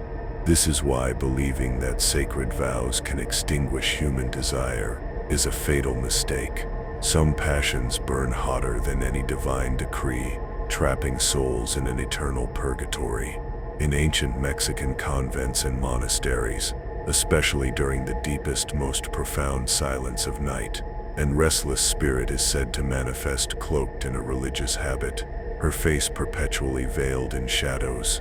She is known as El Fantasma de la Monja, the ghost of the nun, a presence that still carries the crushing weight of an impossible love, one that was cruelly denied to her in life, leaving a broken cross in her heart. Her spectral presence is an inevitable omen of profound sorrow and unfulfilled longing, a dark vision of love's eternal prison. The legend, recounted in hushed, reverent tones, speaks of a young nun named Maria Inés, who, many centuries ago, resided within a secluded convent far from the bustling city. She had been coerced by her family into dedicating her life to God, her future decided by others, not by her own heart. Yet, within her very soul, a forbidden love, a dangerous, fervent flame, secretly ignited for a young man who lived in the vicinity of the convent. This passion, nurtured in secret, amidst endless prayers and arduous penances, grew silently, defiantly, against the very tenets of her sacred vows. Consumed by this profound, illicit passion and a gnawing sadness, Maria Inés began to meet her beloved in secret, brazenly defying all religious and familial norms. For brief, stolen moments, they reveled in a pure, deep yet tragically forbidden love, knowing full well that such a romance could never be permitted in their rigid world. Their love was a whisper from beyond, a defiance of their inevitable doom. But like all clandestine flames, their love was eventually discovered. The young nun, overwhelmed by shame and a profound despair, was cruelly isolated in a dark, cold cell within the convent, separated forever from the man she loved. There, in utter solitude, she wept ceaselessly, her fervent prayers for forgiveness echoing unheard, a pardon that never arrived from either heaven or man. A short time later, her spirit, broken by an unendurable sorrow, succumbed, and she died, leaving her tormented essence forever trapped within those hallowed yet confining walls. Her death was not an escape, but merely a transformation into a perpetual state of longing. What the stars don't tell you openly is that some loves are so powerful, they cannot be contained even by the grave, leaving cold ashes where hearts once burned brightly. Since that tragic day, on countless silent nights, many people claim to have witnessed her ethereal figure slowly traversing the convent's ancient corridors. She always appears cloaked in her white habit, her face obscured by a veil, concealing an expression etched with profound sorrow and eternal repentance. Those who have seen her speak of her slow, mournful walk, her soft, whispered prayers, her ceaseless weeping for that lost love, an anguish that prevents her soul from finding eternal rest. Some visitors affirm feeling a deep, pervasive melancholy when they pass near her, as if the pain of that unfortunate nun remains indelibly imprinted upon the ancient cold walls. Through the ages, the ghost of the nun has manifested in various convents across Mexico, perpetually recounting that tragic tale of forbidden love that could never be consummated. Her presence is a chilling warning of doom, an attraction to the unknown, a persistent restlessness, a dark vision of endless yearning. Do you feel this dark message was meant for you? From the shadowed confines of broken vows and lost love, we now turn to a different kind of spiritual presence, one whispered not in fear, but in reverence, a beacon of hope in the darkest times. This is why seeking only earthly power is a fatal mistake. Sometimes the greatest strength lies in the most unexpected innocent forms. In ancient times, when the lands of Mexico were ravaged by conflict and hardship, a legend arose, one that is still recounted today with profound veneration and deep mystery. It is the tale of El Niño de la Tosha, the child of Atocha, a small miraculous figure who, according to sacred tradition, visits those in their deepest hour of need, bringing them solace, protection, and a flicker of divine intervention. His coming is an inevitable omen of mercy, a dark vision of unexpected grace, a whisper from beyond that carries the scent of hope. It all began centuries ago in a mining region in northern Mexico, a place of suffering and injustice, where countless men were unjustly incarcerated.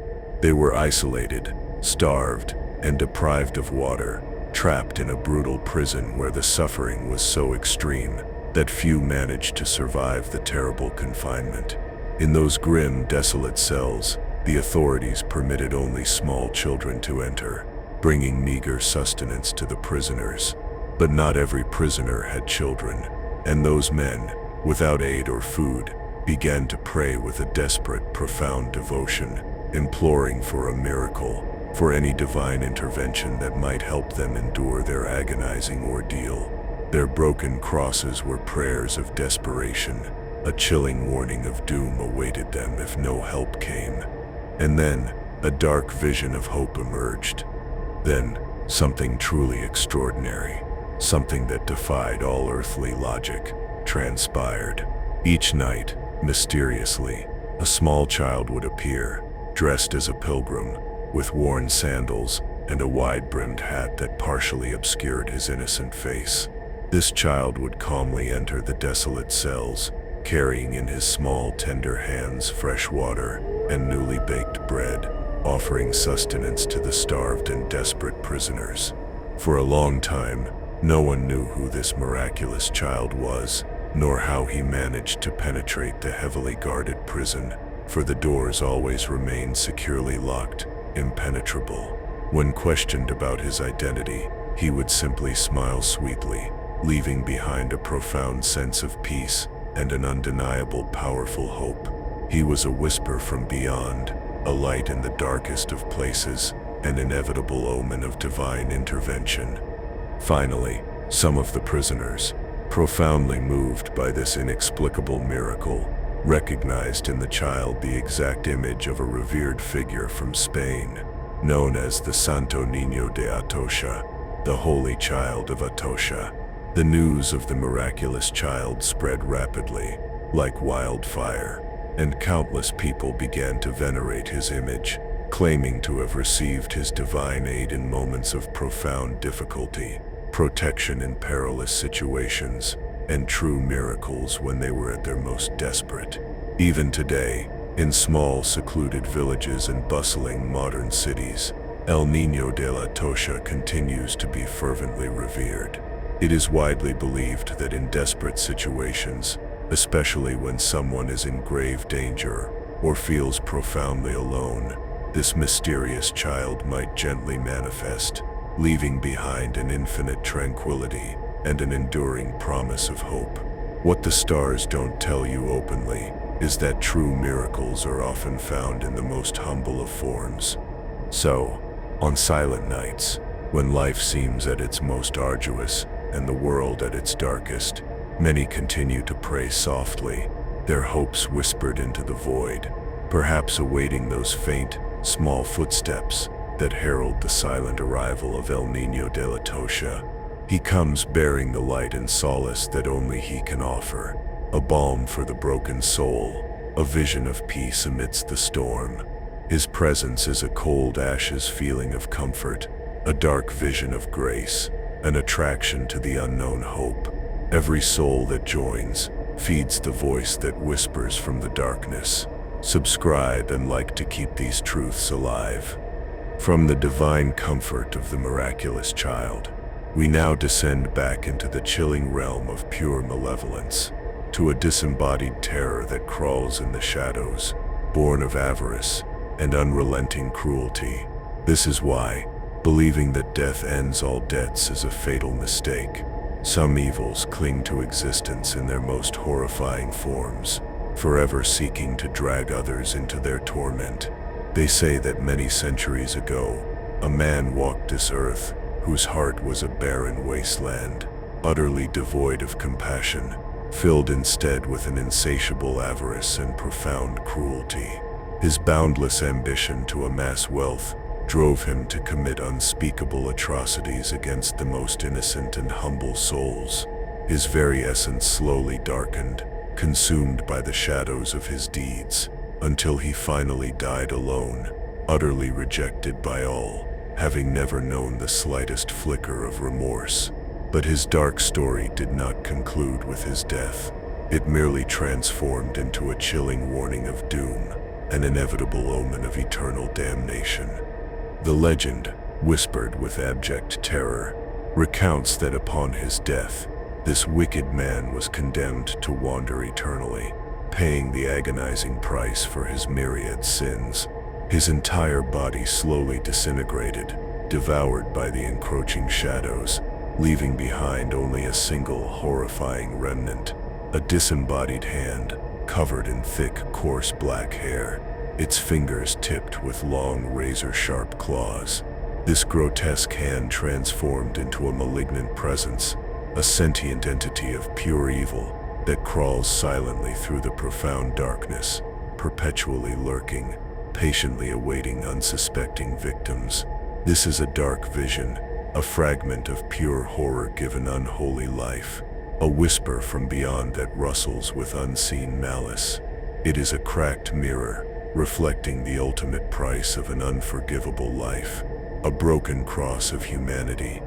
Many have claimed to have vividly seen this horrifying hand, slowly dragging itself along solitary streets, beneath beds in darkened rooms, or across ancient pieces of furniture, its gnarled fingers moving with an unsettling predatory patience as it searches for some lost, vulnerable soul to ensnare. Those who have suffered the misfortune of encountering it recount its sudden, terrifying emergence from the deepest shadows. First, an inexplicable, bone-chilling cold invades the space, a frigid embrace that heralds its arrival. Then they distinctly hear the hairy hand softly scraping the floor or nearby furniture, slowly, inexorably, drawing closer to them, its presence a palpable wave of dread. Its appearance is a disturbing and thoughtful warning, a primal fear given terrifying form. What the stars don't tell you openly is that some nightmares are physical, leaving marks on the soul. Some victims, propelled by an animalistic terror, manage to escape its grasping clutches, fleeing in a frantic panic. They later recount, their voices trembling with residual fear, how the hand attempted to ensnare them, clutching their feet with an unholy strength, desperately trying to drag them into an eternal unknown darkness, a void from which no escape is possible. Others, less fortunate, have simply vanished without a trace, their fates forever sealed by the hairy hand, their existence erased by its predatory grip. So, if one tranquil night you distinctly hear the unsettling sound of sharp claws softly scraping the floor near you, pay extreme attention and swiftly seek the light. For perhaps, from the shadows, La Mano Peluda is patiently awaiting its moment to ensnare you, to drag you into an abyss of darkness from which you will never return. Her touch is like cold ashes, freezing the soul. This is a terrifying warning of doom, an inevitable omen that some evils are not simply stories but lingering, predatory forces that prey on the unwary. Do you feel this dark message was meant for you? Every soul that joins feeds the voice that whispers from the darkness. Subscribe and like to keep these truths alive, for in knowledge, even dark knowledge, there is a shield against the unseen, a light against the shadows, an understanding of the profound dangers that slither just beyond our fragile perception, waiting for their moment. The whispers from beyond are not always comforting. Sometimes they are guttural growls. From the crawling terror of a disembodied hand, we now ascend into the forbidding heights of mountains, where human desperation once made a pact with the infernal, forever marking the very landscape. This is why believing that human ingenuity is enough is a fatal mistake. Some obstacles require a forbidden solution, a transaction with entities beyond our comprehension. In the oppressive darkness of the Mexican mountains, Concealed amidst dense ancient forests and plunging ravines, stands an old stone bridge. It is known by many names: El Puente del Diablo, the Devil's Bridge, or El Puente del Clérigo, the Cleric's Bridge. And the chilling whispers insist that its construction was not the work of mortal hands, but of the devil himself, a dark vision born of desperation and ancient pacts, an inevitable omen of infernal intervention. The very stones remember the broken cross of a priest's faith. The legend, recounted in hushed tones around crackling fires, reveals that centuries ago, a small isolated village existed, its inhabitants desperately needing a bridge to cross the formidable deep ravine that brutally cleaved the mountains, cutting them off from the outside world. But the task seemed utterly impossible. Each time they attempted construction, the nascent structure would mysteriously collapse during the night, as if an unseen, malevolent force actively sabotaged their efforts. Exhausted and consumed by a profound despair, the villagers finally turned to a local priest, a cleric known not only for his profound wisdom, but also, more ominously, for his rumored dabblings in dark arcane knowledge. This desperate situation was a chilling warning of doom, a scenario ripe for desperate measures. What the stars don't tell you openly is that desperation can open doors to forbidden realms. This cunning cleric, fully aware of the insurmountable human impossibility, made a fateful, terrible decision. He resolved to seek supernatural assistance. In a secret, forbidden ritual, he invoked the devil himself, beseeching him for aid. The demon, a creature of boundless malice and cunning, manifested before the priest, offering to construct the bridge in a single night, but at a terrible price. In exchange for this impossible feat, he demanded the soul of the very first living being to cross the completed structure. The cleric, astute and determined to save his desperate village, accepted the infernal bargain, but with a cunning condition of his own.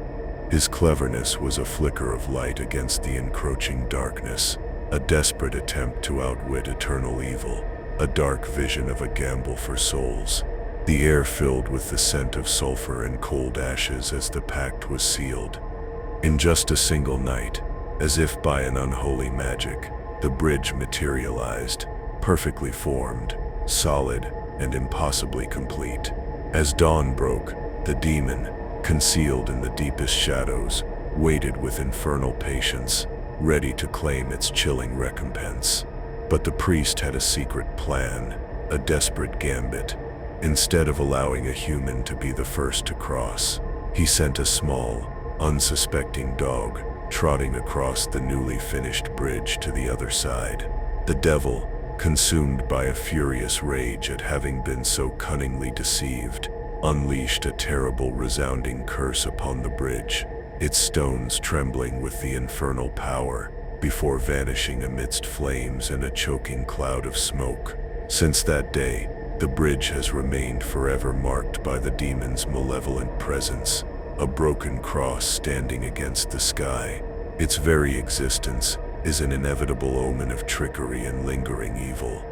Many say that on dark, moonless nights, the distinct silhouette of the demon can still be seen slowly traversing the ancient stones, eternally awaiting a human soul to finally pay the terrible debt that was so cunningly snatched from him. Those who have dared to cross the bridge on silent nights swear they have clearly heard dark, guttural laughter and menacing whispers emanating from the depths of the ravine, feeling a palpable, malevolent presence observing them intently from the shadows.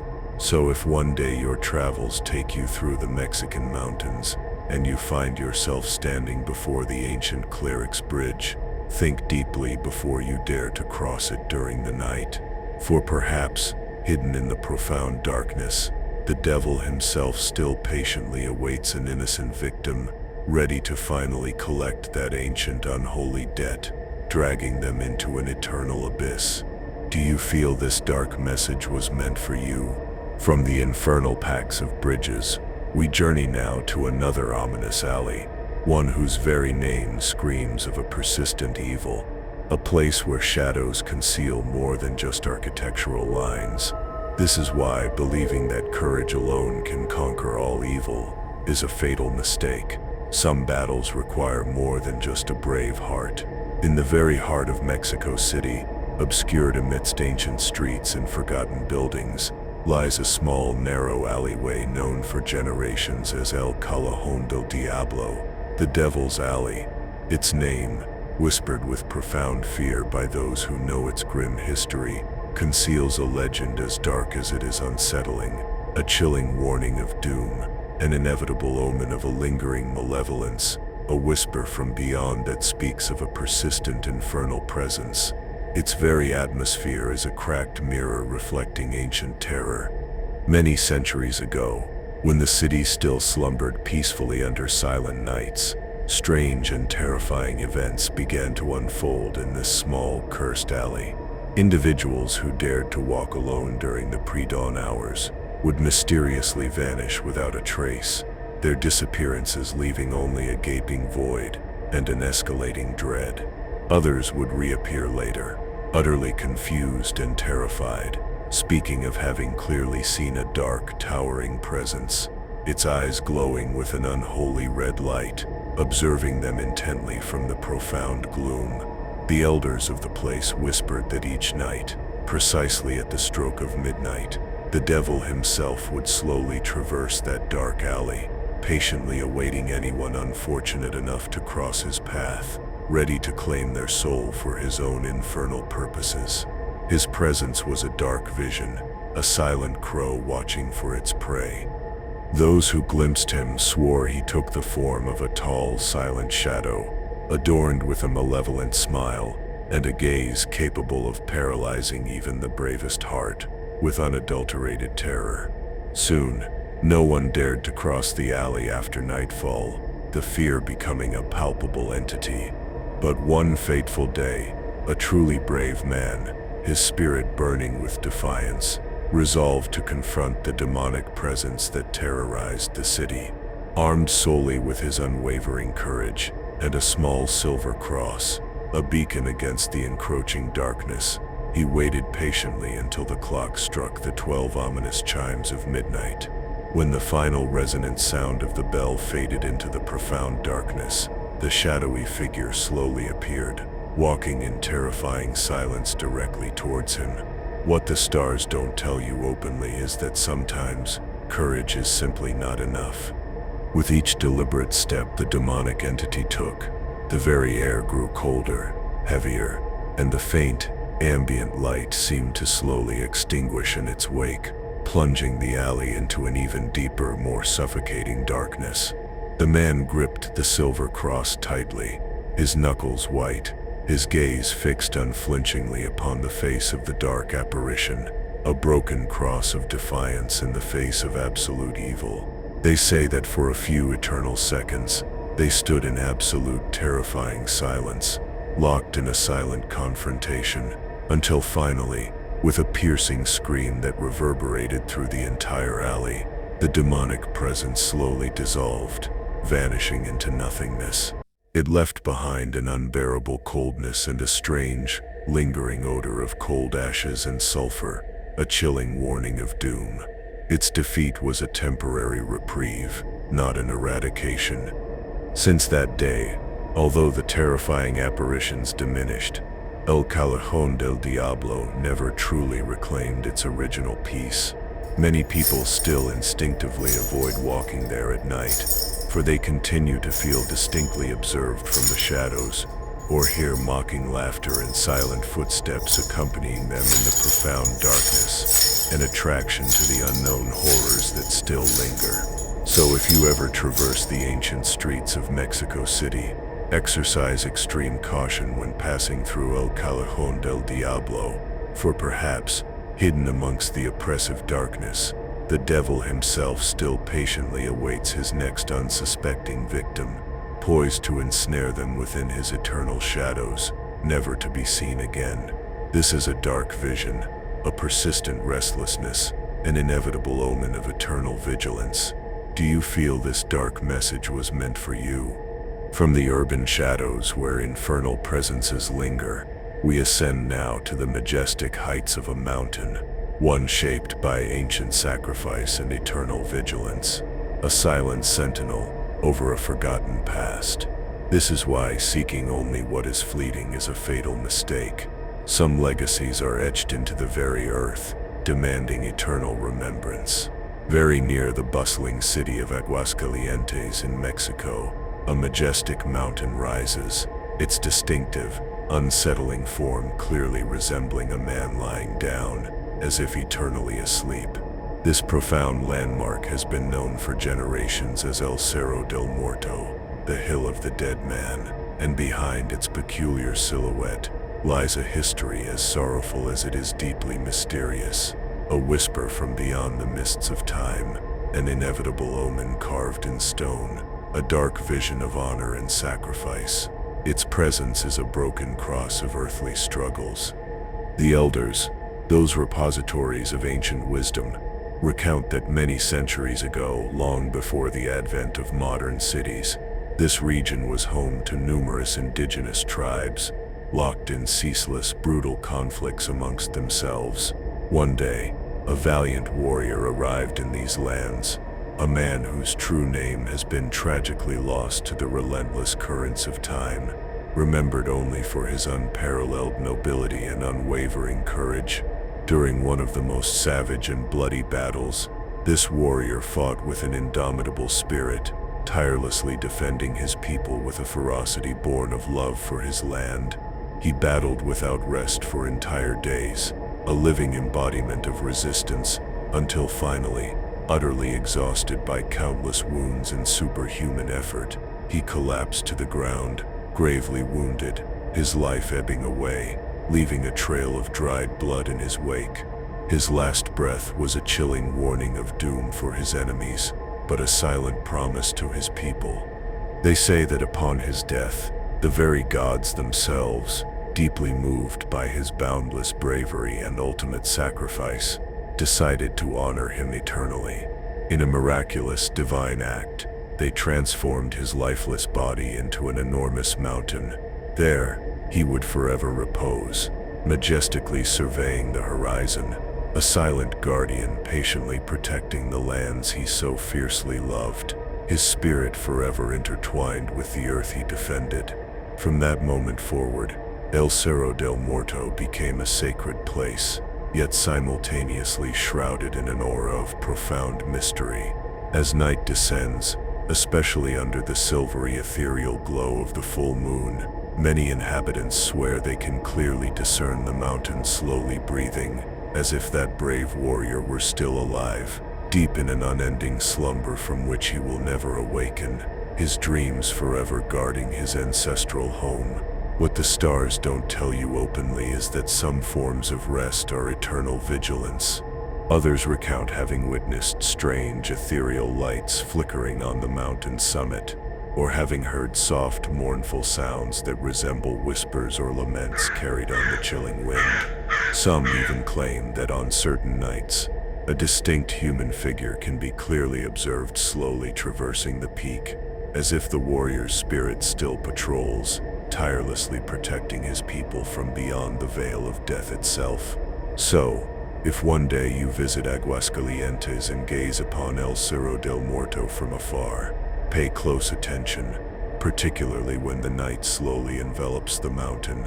Perhaps for a few fleeting instants, you might clearly see the valiant warrior, whose physical form remains eternally asleep, but whose indomitable spirit never truly abandoned his beloved land, remaining ever vigilant and eternal upon the summit of that mysterious hill, a dark vision of loyalty, an attraction to the unknown depths of devotion.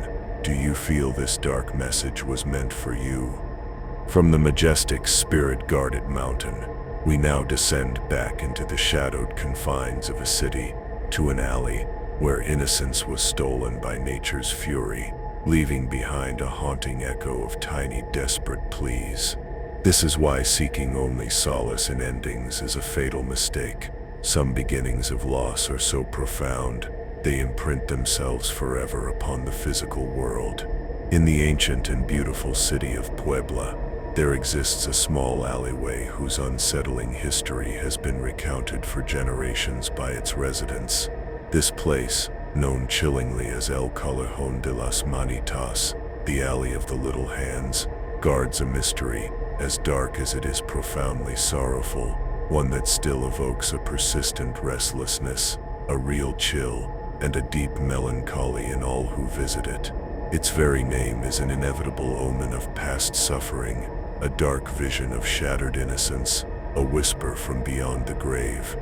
The ancients, with their weathered voices, recount that many centuries ago, in a humble house nestled within this very alley, lived a large, joyous family with several small, innocent children.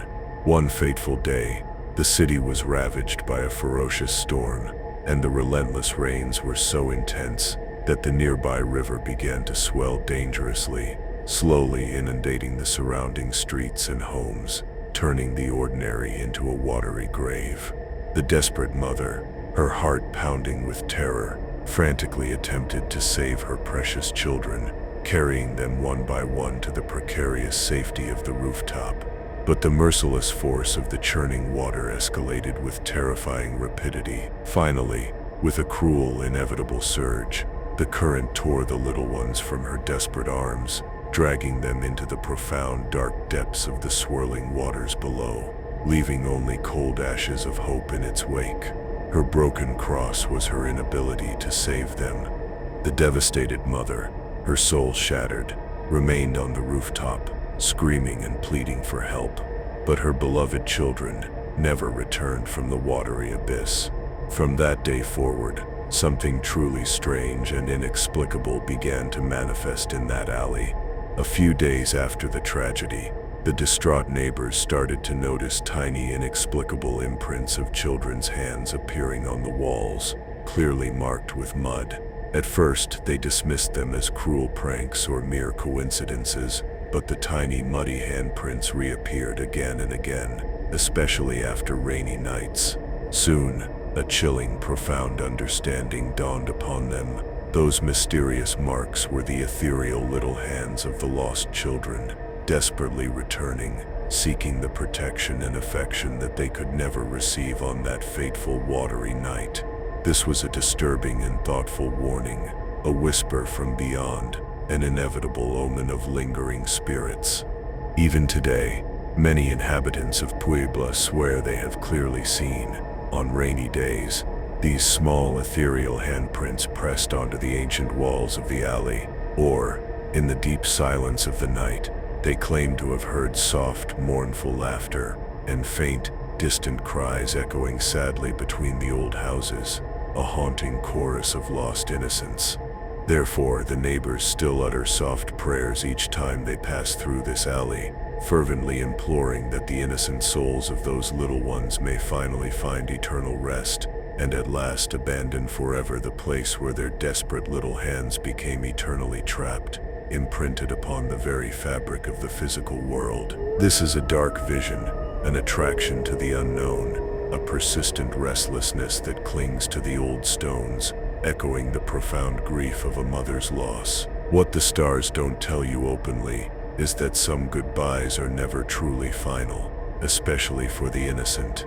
So if you ever walk through Puebla and find yourself passing by El Callejón de las Manitas on a rainy night, pay close attention to the ancient walls. Perhaps you might clearly discern those small, ethereal, childlike handprints, forever reminding you that some spirits never truly abandon the place where they left behind their last desperate hope, their final silent plea. Their presence is like cold ashes, a reminder of the fragility of life and the endurance of sorrow. Every soul that joins feeds the voice that whispers from the darkness. Subscribe and like to keep these truths alive, for in these tales we find echoes of our deepest fears and our most profound desires, a chilling warning of doom and the enduring power of the unseen. And so, our dark journey through the enigmas, mysteries, and astonishing truths embedded within the legends of Mexico concludes.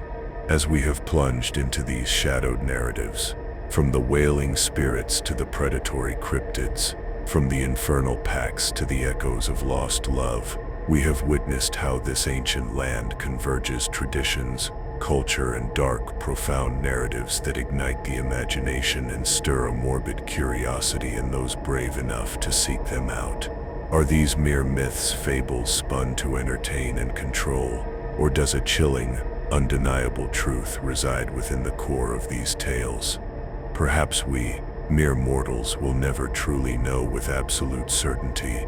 The answers remain shrouded, guarded by the veil between worlds. But the truth is, what science cannot explain, the human soul often feels deep within its core. These whispers from beyond are not to be ignored. As long as shadows stretch, and the moon casts its pale, indifferent gaze upon this world, these legends will continue to captivate, to provoke unsettling questions, and to sustain the potent, irresistible aura of the unknown. They leave us with a persistent restlessness, real chills that crawl up the spine, and an undeniable attraction to the unseen, to the forbidden.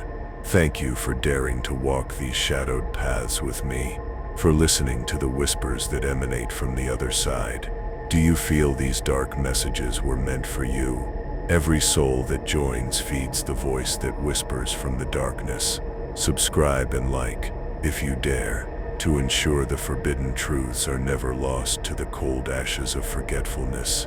Until next time, keep your eyes open, your senses sharp, and your soul vigilant, for the darkness always watches, and the whispers, they never truly cease.